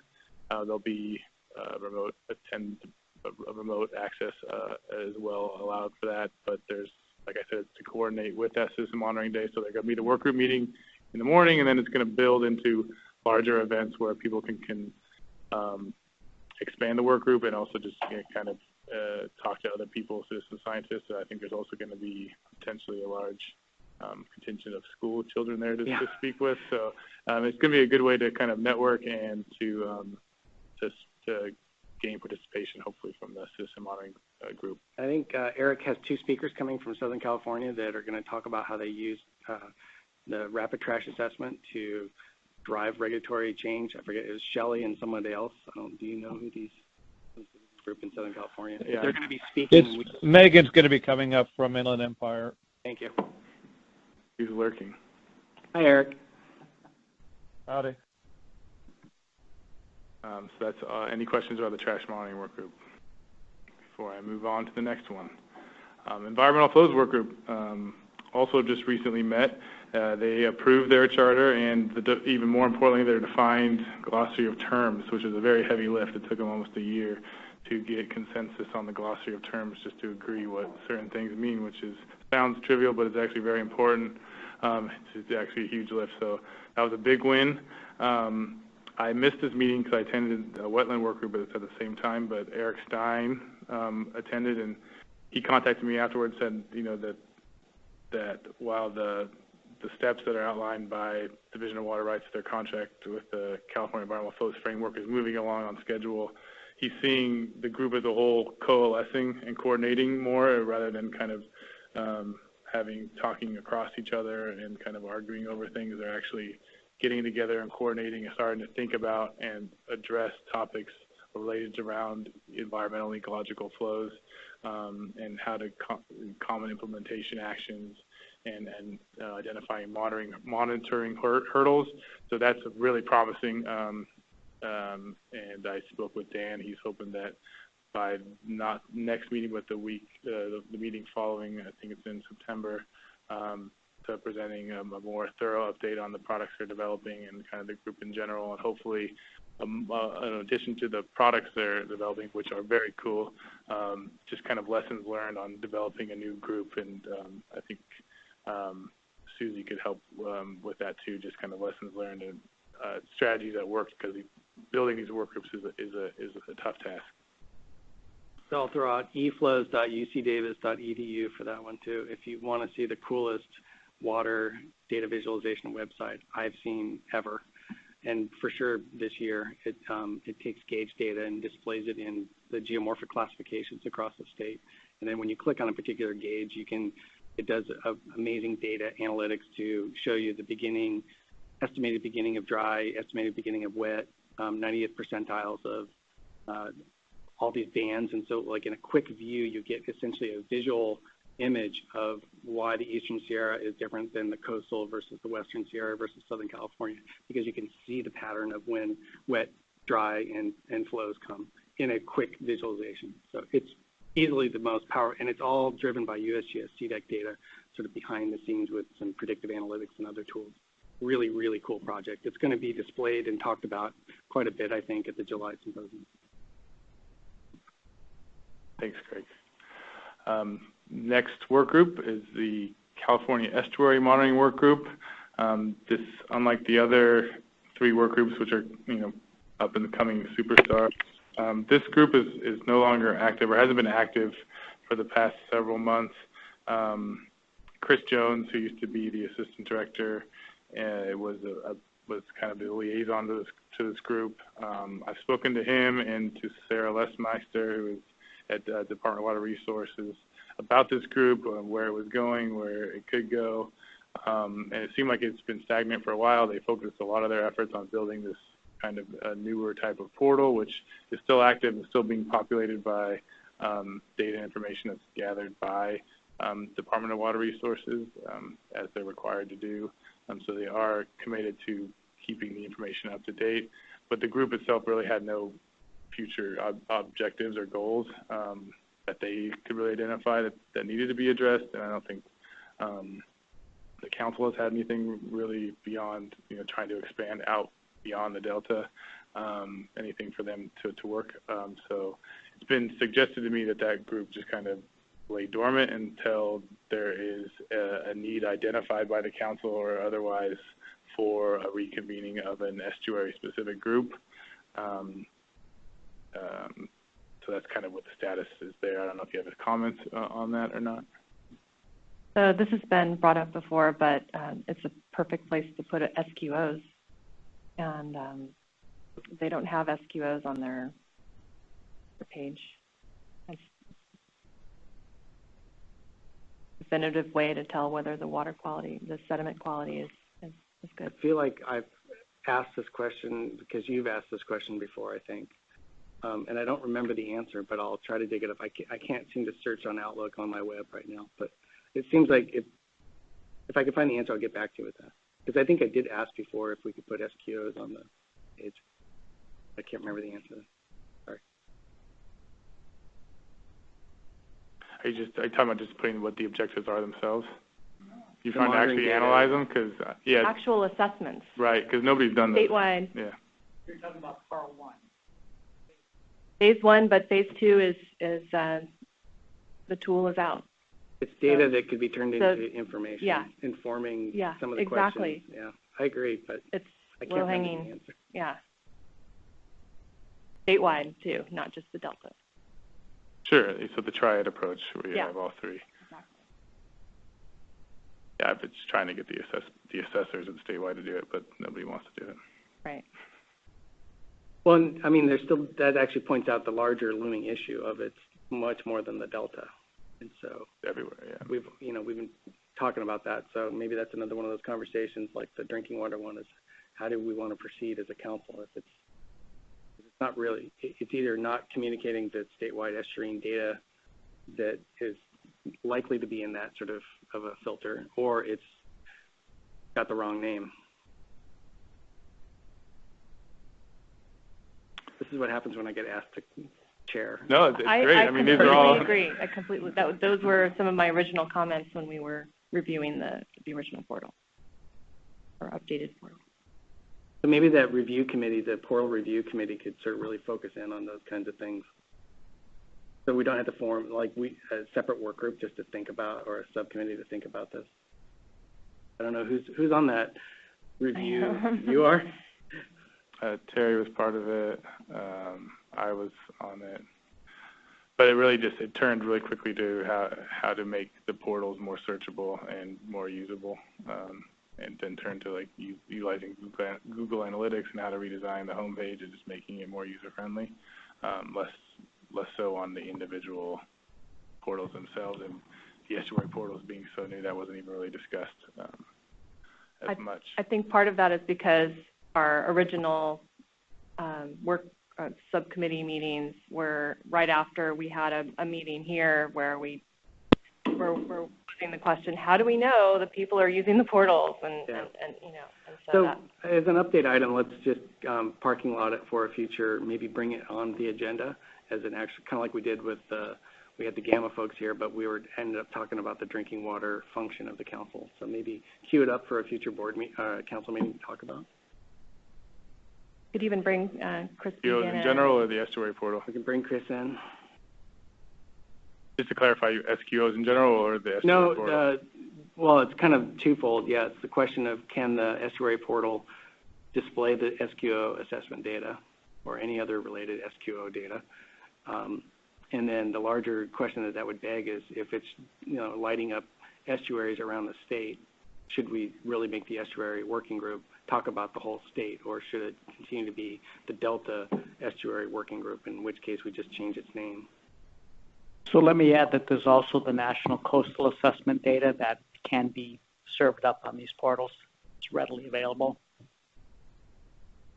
You basically serve as a framework so people will understand there's something there rather than just say, put stuff on here that looks like. Well, and coastal is a whole nother ball of wax, right? Because I think, isn't there roughly I don't think they're different. And I don't think they're different. Okay. Estuaries and nearshore are not different. What was that called again, Terry? National Coastal?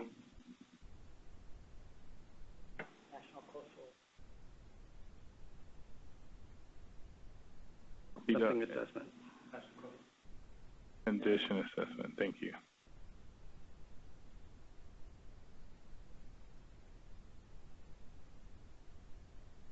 Great. Allie, are you ready? Yes, I am.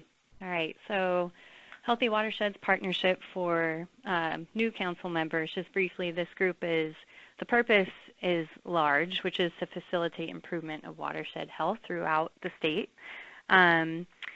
We recently reconvened this effort. We had a kickoff meeting or kickstart meeting January 16th.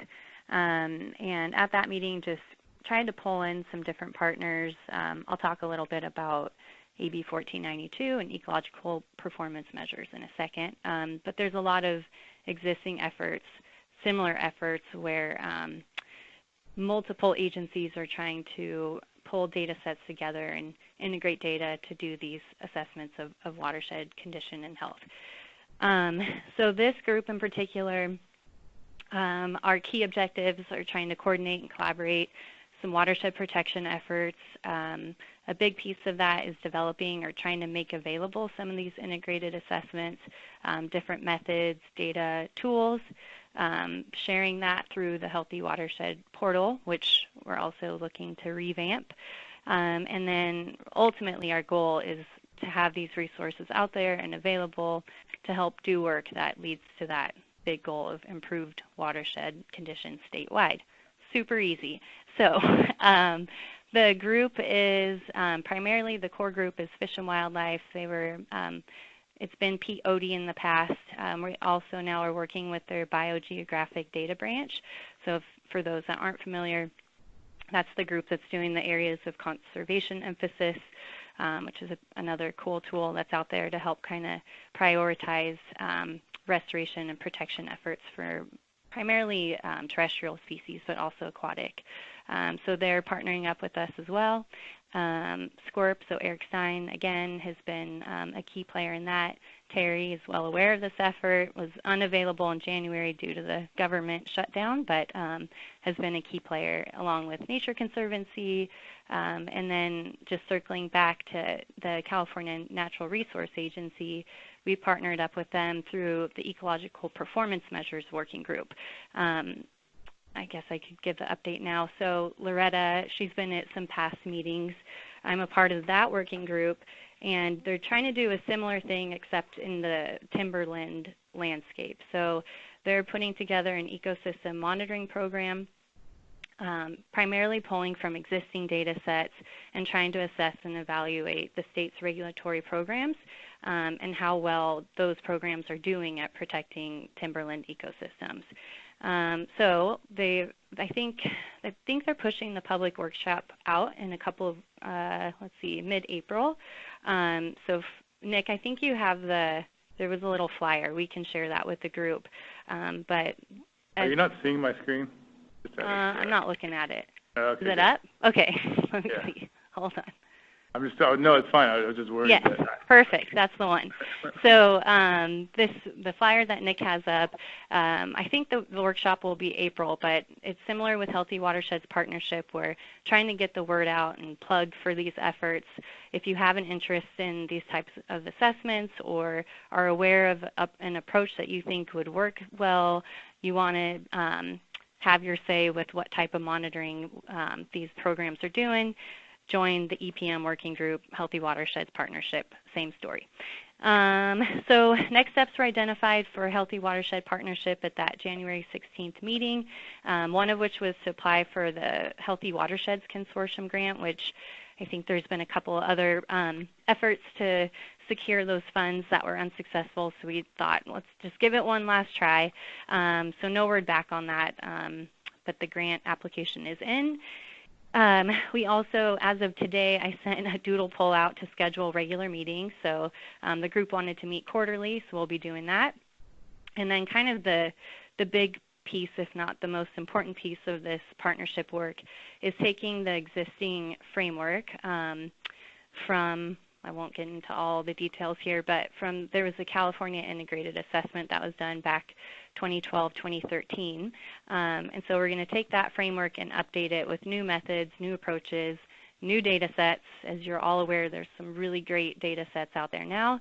And then working with regional board North Coast staff to build up a regional application of this watershed assessment. And so next steps with that, we have a meeting April. He'll be coming to Sacramento, briefing Greg and others on that work, and then trying to move forward to develop that tool so we can have a real-life application of watershed assessment locally. I think that's it on that front. Any questions? Holly, did you, I'm sorry, I was typing. Did you mention the CalMaine? The what? The connection to CalMaine? Right. So there's also CalMaine. Is everyone familiar with that group? I'm not in the room. Greg, are people nodding their heads? They're not. They're looking confused. Okay. So you might do a better job at describing it, but I think it's similar to what Healthy Watersheds Partnership is doing, where multi-agency effort to have kind of a common place to pull in these various data sets. So we're looking at watersheds consistently. I think the focus there is like for grant projects too. So if CDFW's got a chunk of change, water boards have some money, I don't know, parks have some money, we're not all just funding projects separately, but consistently looking at these watersheds and joining forces, right, Greg? That's There's right. More to it, I'm sure. Yeah, I mean, this is an idea that grew out of a product that the Water Board uses called SIPS that was used in the early part of the cannabis program to identify priority areas to do more inspections. And so it looks at slope and soil type and some sort of basic features. And then they were able to kind of say, well, this grow site is happening on a steep hill slope with this soil type and whatever. Let's go look at that one before we look at some of the other ones.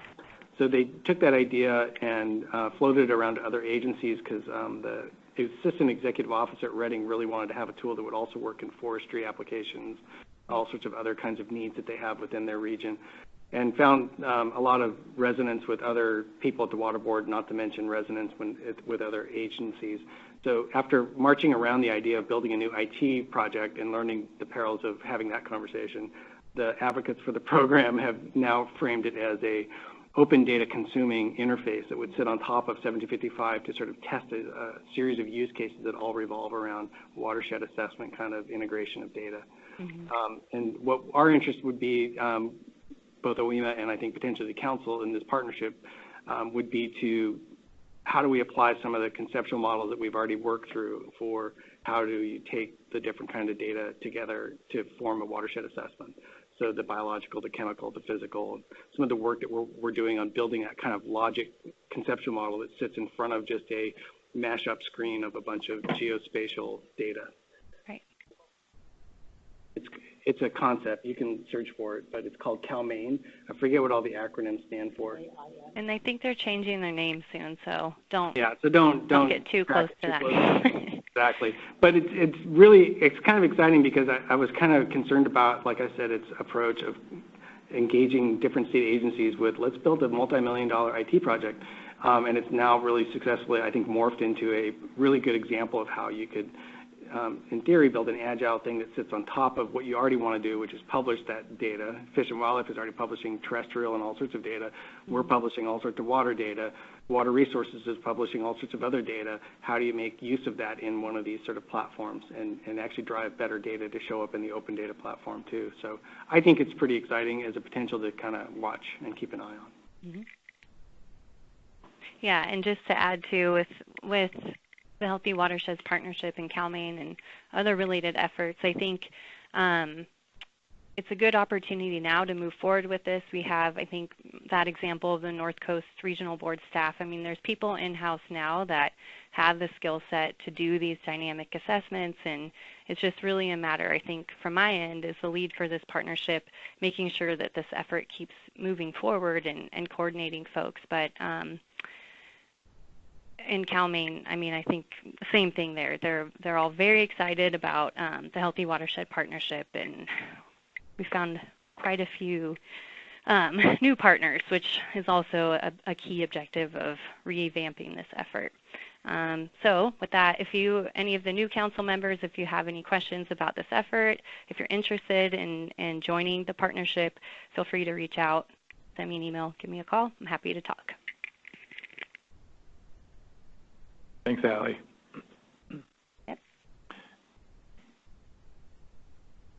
All right, next up. Real quick on that one also. Sorry, Allie, did you mention, I don't think you did, but the Bishop pilot and the idea of an intern? We have people, where are we at on the intern on that? Do you know, Allie? Yeah, so there's kind of two efforts. I think they're hiring an intern in the Victorville office.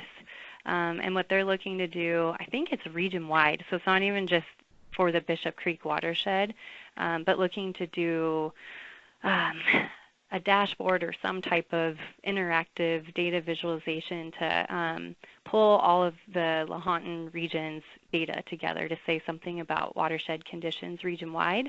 But there's also an effort in-house with Michelle Tang and Kelly Huck, the swamp coordinator, and I think they'll be partnering up with whenever this intern comes on to build out the work that Kelly and Michelle are doing and apply that region-wide. So, but yes, that would also be kind of bundled up into the Healthy Watershed Partnership work too. Okay, so I'll just leverage out the opportunity here. Is that vacancy closed, do you know? It's closed, yeah. I think they're okay. Going Never through mind. the interview There's no process. Opportunity here. Yeah. I thought maybe you guys knew of anyone who might be a good candidate to be a watershed data visualizer. But next year we'll probably do it again, so stay tuned. Thanks, Greg. Okay, next, the Bioaccumulation Oversight Group. So there were a few discussions over the course of last year regarding the Safe to Eat portal and the information being displayed there. I'm happy to report that we have remedied most of the issues. The first and foremost was making sure that that the portal was directing you to the resource that is the best for answering that question, is it safe to eat fish from this water body? And that currently is the OEHA Fish Advisory Map. So this is the new portal. We have a kind of an updated paragraph. We have the OEHA map widely displayed, and you can link directly to it. OEHA provides takes the swamp collected data that is collected by the bog, as well as some from Fish and Wildlife, and develops advisories, site-specific advisories for species and fish throughout the state. The other information is now provided over here under other resources, including the long-term trends.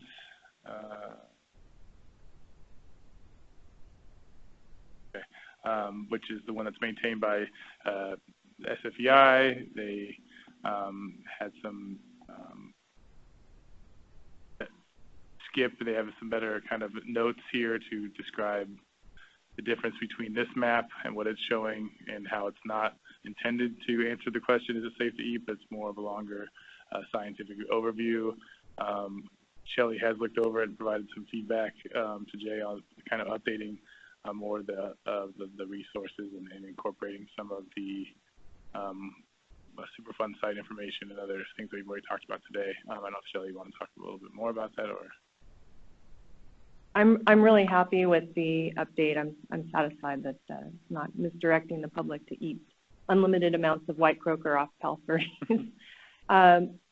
So the OEHA map, the first map on the portal, actually is the guidelines are based on other data sets that are not in CDN, and that was part of the issues that the SFEI website was just CDN. So, for instance, the Palos Verdes fish that are under the consumption guidelines there are from EPA data and agency data, such as sanitation districts of LA County. So those aren't represented on the SFEI website.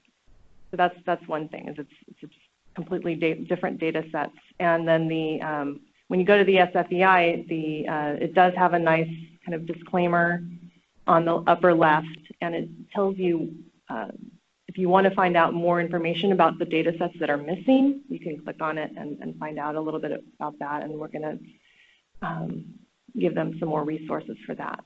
So that'll be nice. Now, the end goal would be to be able to have a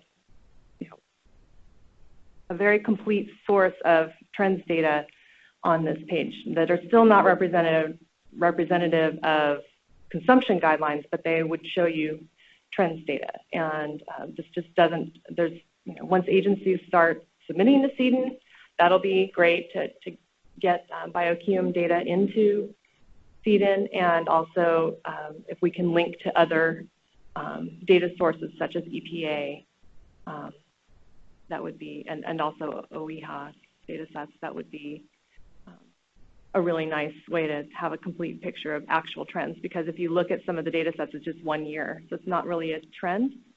And Sure. So just so I'm clear, the limitation is the data, not the ability of the interface to do a trend display. That's right, absolutely. And yeah. The one thing I would say is, if you go back to the original screen for the Safe to Eat, it describes it as detailed fish contaminant data.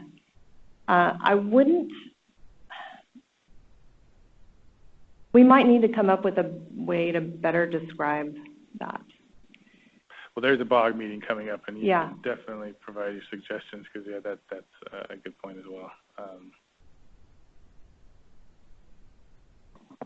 I'm curious why the fish consumption advisory map is represented by, the little Google pins as opposed to lines.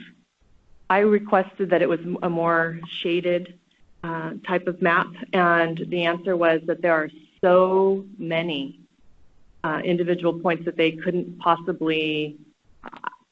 I agreed. That was one of my questions, was we could do a better job on that map.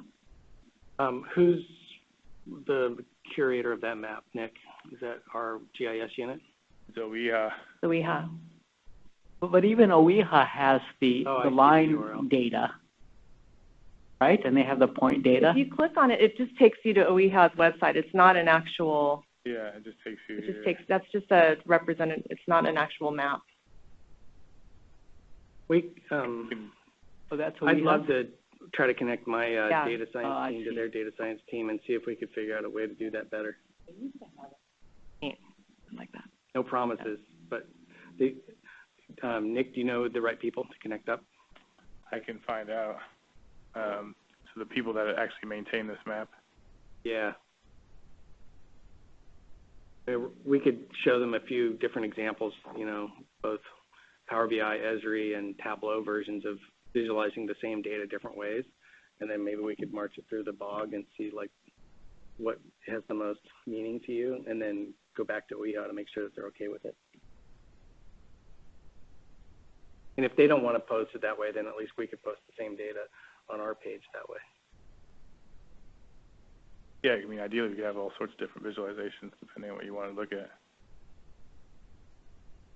The nice thing about linking to the OEHA website is that from the initial map is that it gives you a lot of detailed information about the Superfund area, that, you know, or the contaminants and all kinds of things. So.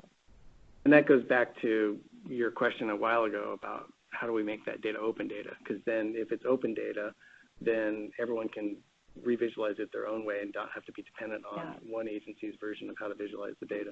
My understanding is that, this may be wrong, but that the OEHA data are on spreadsheets.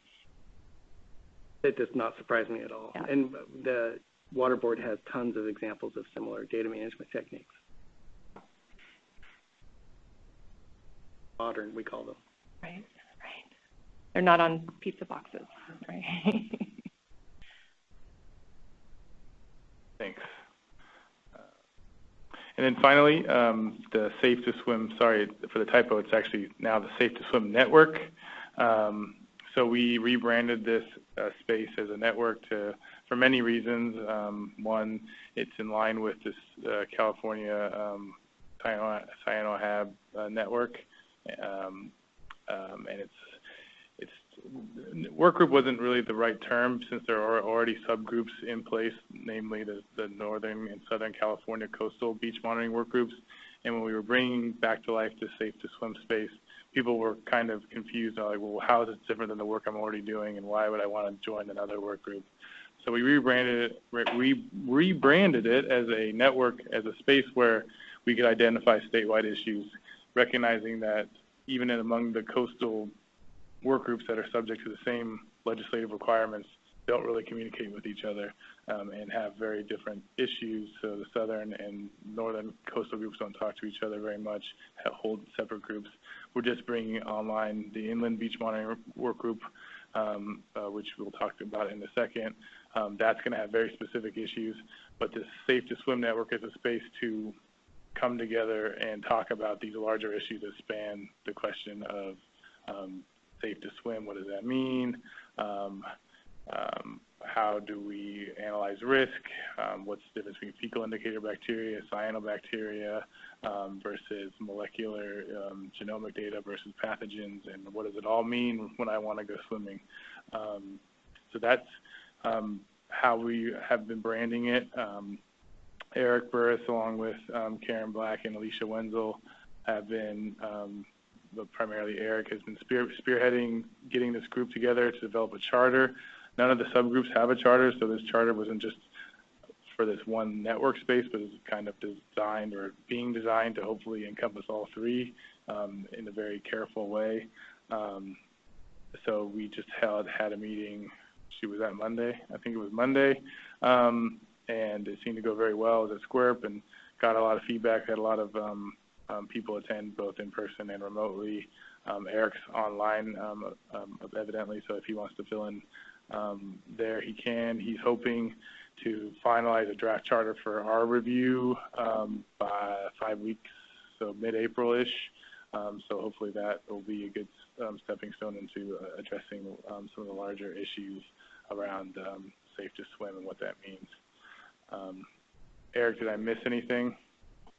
No, you covered it all. I just want to point out that the timing of our last meeting on Monday was after the first really open and publicly available for participation inland work group meeting. And so we had a lot of folks from that join us.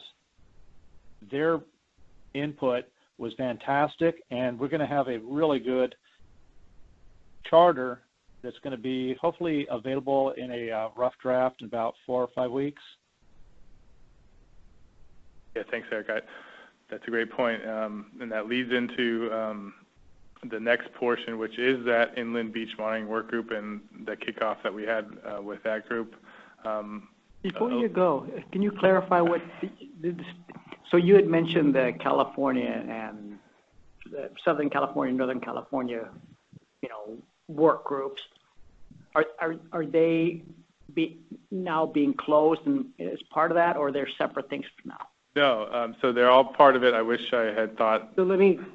I know both groups. I was just trying to understand. There's just a graphic that I wish I had linked in here where it kind of shows it, where it's much easier to comprehend. Where, so if you imagine that these subgroups are still here, they meet together in the Safe to Swim network space. Let me tell the narrative version that I have in my head, which is the Safe to Swim question's been around a long time, goes back to some of the early beach monitoring work group formation time that I worked on in 2003 with John Norton and others. And then Rob McCraw, and then, Michael Jurdy, and then eventually the Northern California people got on board. AB 411 started funding some of that data life cycle to be generated on the coast. I came to the OEMA, I'm going through this rapidly, I came through this job and said, what about the rest of the state? We swim in waters, and I swim in waters all over California that aren't covered by this question. And so the inland group started forming out of the swamp space, and now they're coming out into this more public interaction with the other kinds of groups that the coastal groups have already been including, namely health officers and people like that in the counties. So now we have these 3 groups, and when the idea was to form a new thing, it was messaged as a new thing, a new work group called the Safe to Swim Work Group, and it was going to sort of absorb the 3. But the 3 are all very different stages of evolution, and so they still absolutely all have to exist, especially because of the, most people care about the local issues or the fact that they're at different levels of implementation and engagement on the topic around the state. So the reality is we needed to recognize that there were still 3 groups in the mix, and we needed to figure out how to bring them together. So we thought about it, and we decided to call it a network, and it seems to work. This charter is actually helping document a lot of the process. The one thing that wasn't mentioned that I will throw out is that it's also, it gets at this idea of people go to the water for, I call it Rec 1 and Rec 2 kind of together. They may swim, the kids may swim, they may walk a dog, they may just want to look at it. They may not want to be exposed to fumes from cyanobacteria. They may actually get exposed because they swim. And so like this idea of how do you communicate water quality to those people that want to go recreate or near the water is really the question space that we're trying to occupy here. And so we're exploring how do you integrate that and provide data information to people in California that have questions about that. And the other thing that's in this mix now is the idea of predictive analytics and machine learning to help fill in this gap that was used to be called the great hoax by one of the public health officers in LA, because we tell people it was safe 2 days ago. And we don't really tell them that it's safe to go today. And so there's now a lot of emerging work being done on helping address that. And that's in this mix too, for talking about predictive analytics and modeling and machine learning.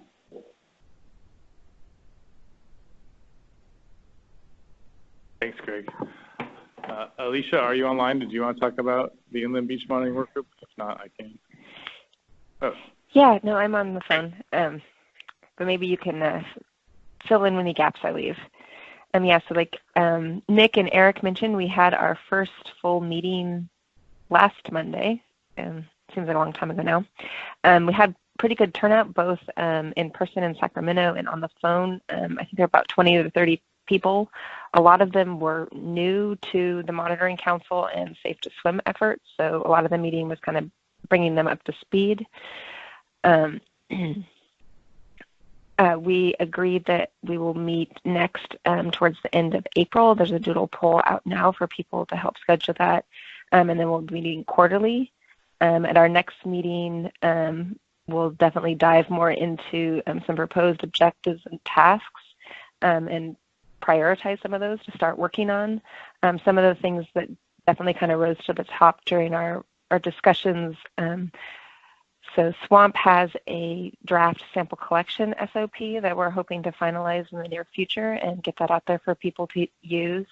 There's also the need that we discussed at the last monitoring council meeting for guidance for posting at inland beaches. If we can get a group working on that, as well as data inventory. So there's quite a bit of data in CDN, mostly collected by the water boards or water board programs, but I know that there's a lot of other data out there. And also talking at the meeting, I think we need to highlight some incentives for groups to submit their data or figure out what other kind of data formats might work for them. Some of the other things are definitely data visualization and some of the forecasting stuff. So once we have that data and know how to interpret it, start working on those. And there's definitely a lot of interest in coordinating with the HAB efforts that are going on and figuring out how we can combine those efforts, communicate that out to the public. So I want to recognize Alicia's awesome leadership on this. This is easily the most complicated subject matter, the least funded. It has the least attention, and the most unwilling partners in the health officer space in California. So thank you and good job. Keep it up. Yeah, we'll keep trying. I'm trying to gain some momentum and figure out how to get everyone to come play with us. Alicia, this is Terry. Is California DPH involved? I know that they're supposed to set the standards for, opening and closing inland waterways, and they had a draft in like 2000, maybe 2000, and it never got finalized. I think the latest draft is 2006. When I have talked to them, they tell me they have no funding for this. They are willing to potentially review something that's put together, but they will not commit to helping to develop anything. I will say that there are some legislative efforts or ideas being brought up by Assemblymember Quirk at this time, and right now he's attacking the fish advisory portion because right now that's voluntary as well, and getting the health officers on board there. But he's also looking at HABs, and then we even meant to think about the inland beaches as well, or trying to apply similar aspects of AB 411 to the inland side of things. So it's definitely on the radar. The pressure point for that is the California Department of Environmental Health organization. What is it called? The CCDEH, County Council, California Councils. Anyway, they are the ones that are advocating on behalf of the counties to either expand or change the nature of that bill. Quirk is a vehicle, and we are actually involved in advocating for it. I don't think we're an official sponsor, but the water boards are involved. But the real pressure point is going to be getting the environmental health folks on board. And I mean, this is just one of those things that I am adamant about before I leave water board work time, which isn't happening soon. But for my whole career, it has just been frustrating that we cannot do this in California. We cannot convey adequate risk information to people who go recreate in our waters, our number one thing. So if there's, like, one of the models that was thrown out is AB 411, quote unquote, as if that's a verb. Can you 411 this project so that you give the counties money in exchange for them giving you data back? And, maybe that's a good model, but that might not be the only way to compel people to help us solve this conundrum that has been ongoing. All right, I'll get off my soapbox now. Thanks. No, I agree 100%. I mean, I think that's the only way to get those people to play ball. The fact that that's the big difference between those two subgroups. The coastal groups are mandated, so they have a very specific role. The inland stuff is mostly voluntary, or people like the tribes or local groups that are just concerned about whether it's safe to swim there. I mean, Alicia's got some specific examples over here at the confluence of the American and Sacramento, where she's got a really cool program in place. So I think building off those efforts and showing what can be done. Well, that's where I think, maybe the council can talk about the messaging. This goes back to that. Is question-driven mental model the only way to engage? I think,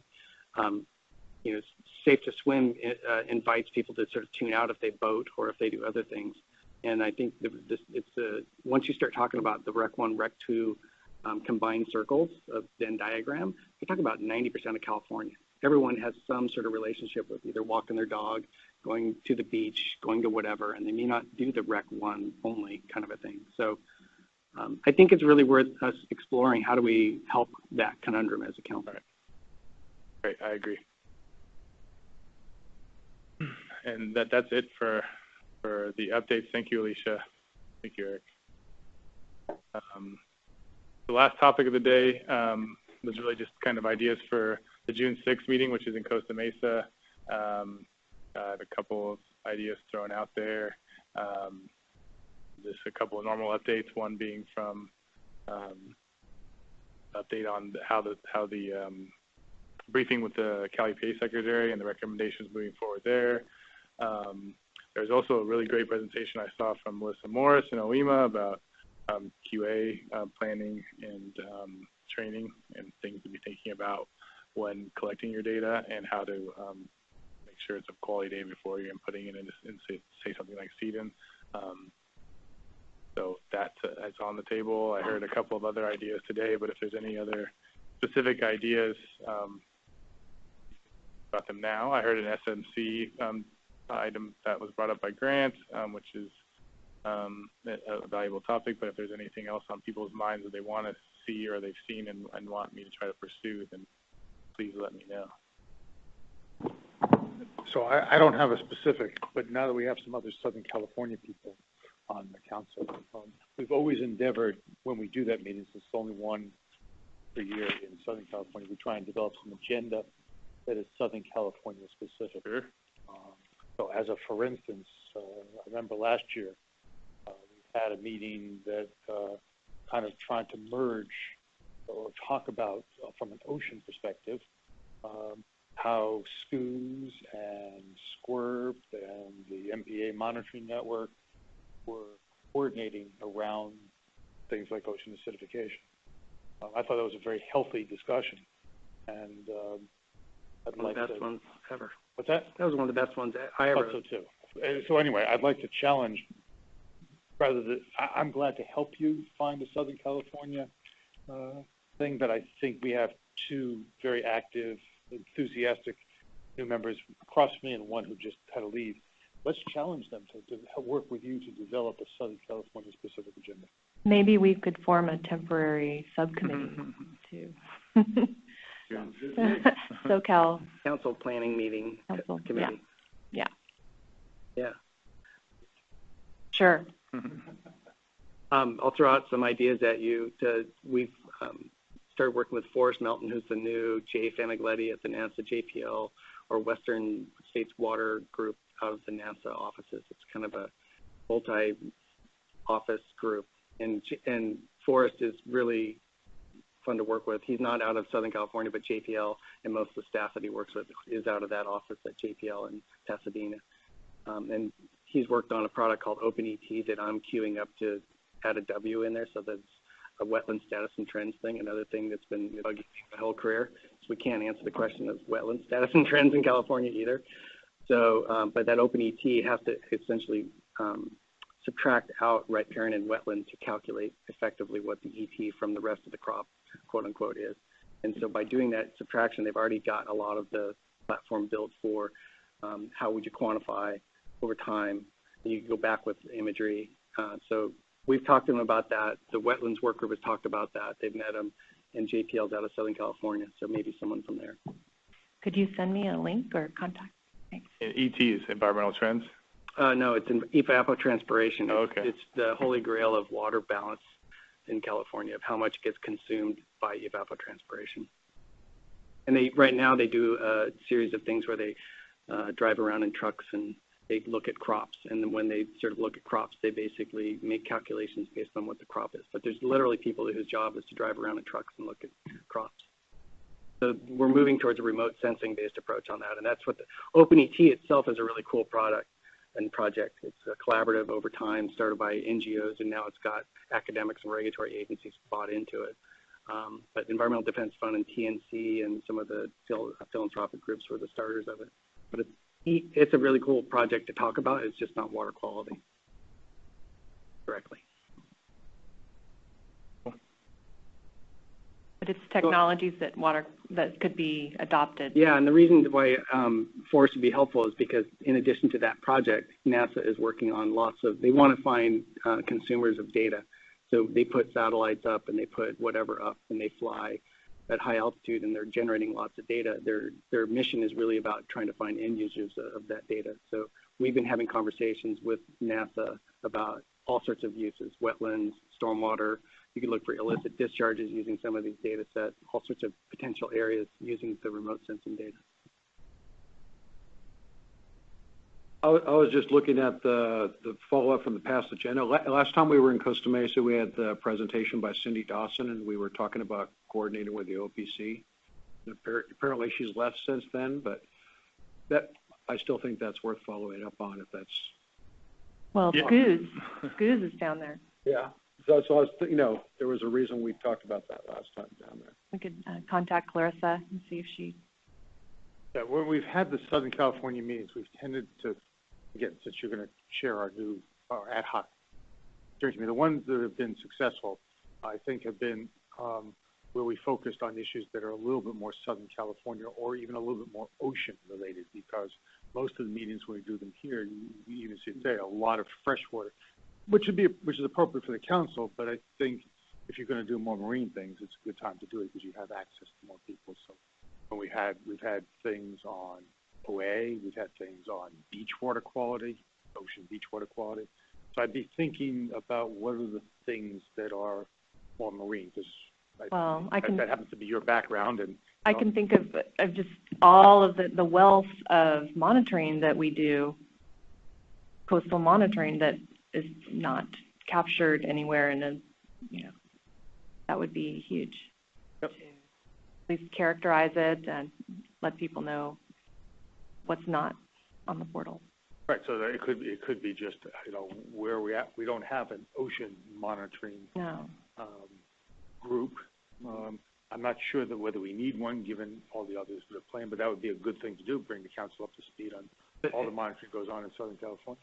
There could be a partnership too where, for example, the West Big Data Innovation Hub out of Berkeley represents all the supercomputing centers, the federal ones west of Mississippi or something like that, a big number of states. It includes Southern California. And then San Diego has its own supercomputing center at the university there. And there really ought to be some partnerships that develop out of, we shouldn't have to do a heavy lift of doing big data analytics on all the different water quality data that's being collected. There's got to be a partnership that we could leverage that would help us sort of bring that. So maybe the conversation is not about the final product, but about the partnership potential. San Diego Supercomputer Center? Or? Yeah, so that's John Helley is the person that I know there, and then Meredith Lee at the West Big Data Innovation Hub. Both those people would be good to reach out to and see if they'd be willing to kind of come and talk about a potential, like how do we start aggregating Southern California monitoring data or water data or something like that. I'll give you another potential topic. Again, I'm just thinking out loud. Since we have Ray on the committee now, I will tell you that the coast keepers along the Southern California coast, I guess you go with about 5 of them, all have fairly active monitoring programs. And one of the things that we've talked about is how do we bring volunteers in. So that's a semi-independent, it's semi-coordinated set of efforts.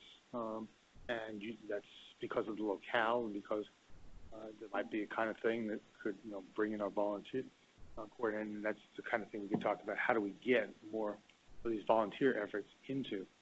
Yeah, I'd love to participate in that conversation because I think there's just a myopic view of, there's a lot of mythology out there about citizen science and citizen data, but one of the myths is that it's of poor quality, so it's kind of fun, but you can't really use it. That's a myth that we can probably bust. Eric, I know, has a lot of thoughts about that, and Helen and others. But another one is that citizen monitors only care about monitoring, and they only care about their creek. And actually what you need to do is, I think, start engaging the citizens on how they want to use that data, because they're monitoring for a reason, and showing them how to use it and how to integrate that data with other data sets to help them sort of get more involved in that data life cycle will actually probably improve significantly the quality of the data that they collect and the type of data that they're willing to collect. And so instead of just thinking about, oh, you can only use citizens for this because they're really hard to train and then only this on a whatever frequency, and then you can't really use the data because, that's just a broken mindset in my opinion. So. I could see almost a discussion roundtable, 5 coast keepers in Southern California. Certainly be an idea. Going, what do you do in your region? How did you come up with that why did you pick that topic to focus on? And how are you coordinating among your other housekeepers? How are you coordinating with other regional monitoring, other volunteer efforts in the region? And how are you coordinating with other more professional efforts in the area? I think that could be an interesting discussion. Would help us figure out how we could facilitate the inclusion of those volunteer efforts into a larger data system or into larger coordinated data networks. Well, what comes to mind is that Heal the Bay takes water quality data generated from public utilities or entities and then translates it into a report card. That would be another mechanism by which volunteers... right. To me, that's the same thing. It's not citizen monitoring in a traditional mindset, but you're right. It's engaging citizens on data. Taking data and turning it into usable information for the public, But we could use Southern California as almost like a case study because there is so much of it going on there. Yeah, and from a systems perspective, they have that feedback loop of they surf at that ocean, beach, and I mean, that happens in a lot of places, but you have a really kind of robust, developed feedback loop in Southern California. They also published the report Shattering the Myth, maybe 18 years ago? Yeah, a while ago. Yeah. Mythbusters. Oh. That's our new nickname.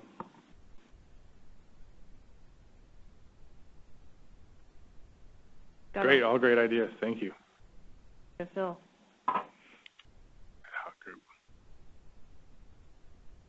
And this is a great example of leveraging a theme that's happening at the July 1 symposium that the council is co-sponsoring, that you could use the June event as a way to sort of like just build energy and leapfrog and, test speakers even and like refine their presentation if you want. There's all sorts of potential to sort of like leverage the two because they're on the same track.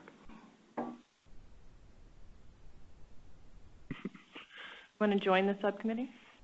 I'm probably already obligated to be part of it. We got to be careful because at a certain point we have a quorum and it's like... My proxy Nick will be there. I'll ping you after. But if that's it, then you can adjourn. Okay, so is there any other last thoughts or questions by council members or anyone? If not, thank you very much. It's been a very entertaining and educational meeting for me. Appreciate it. So thanks, everyone. Meeting adjourned.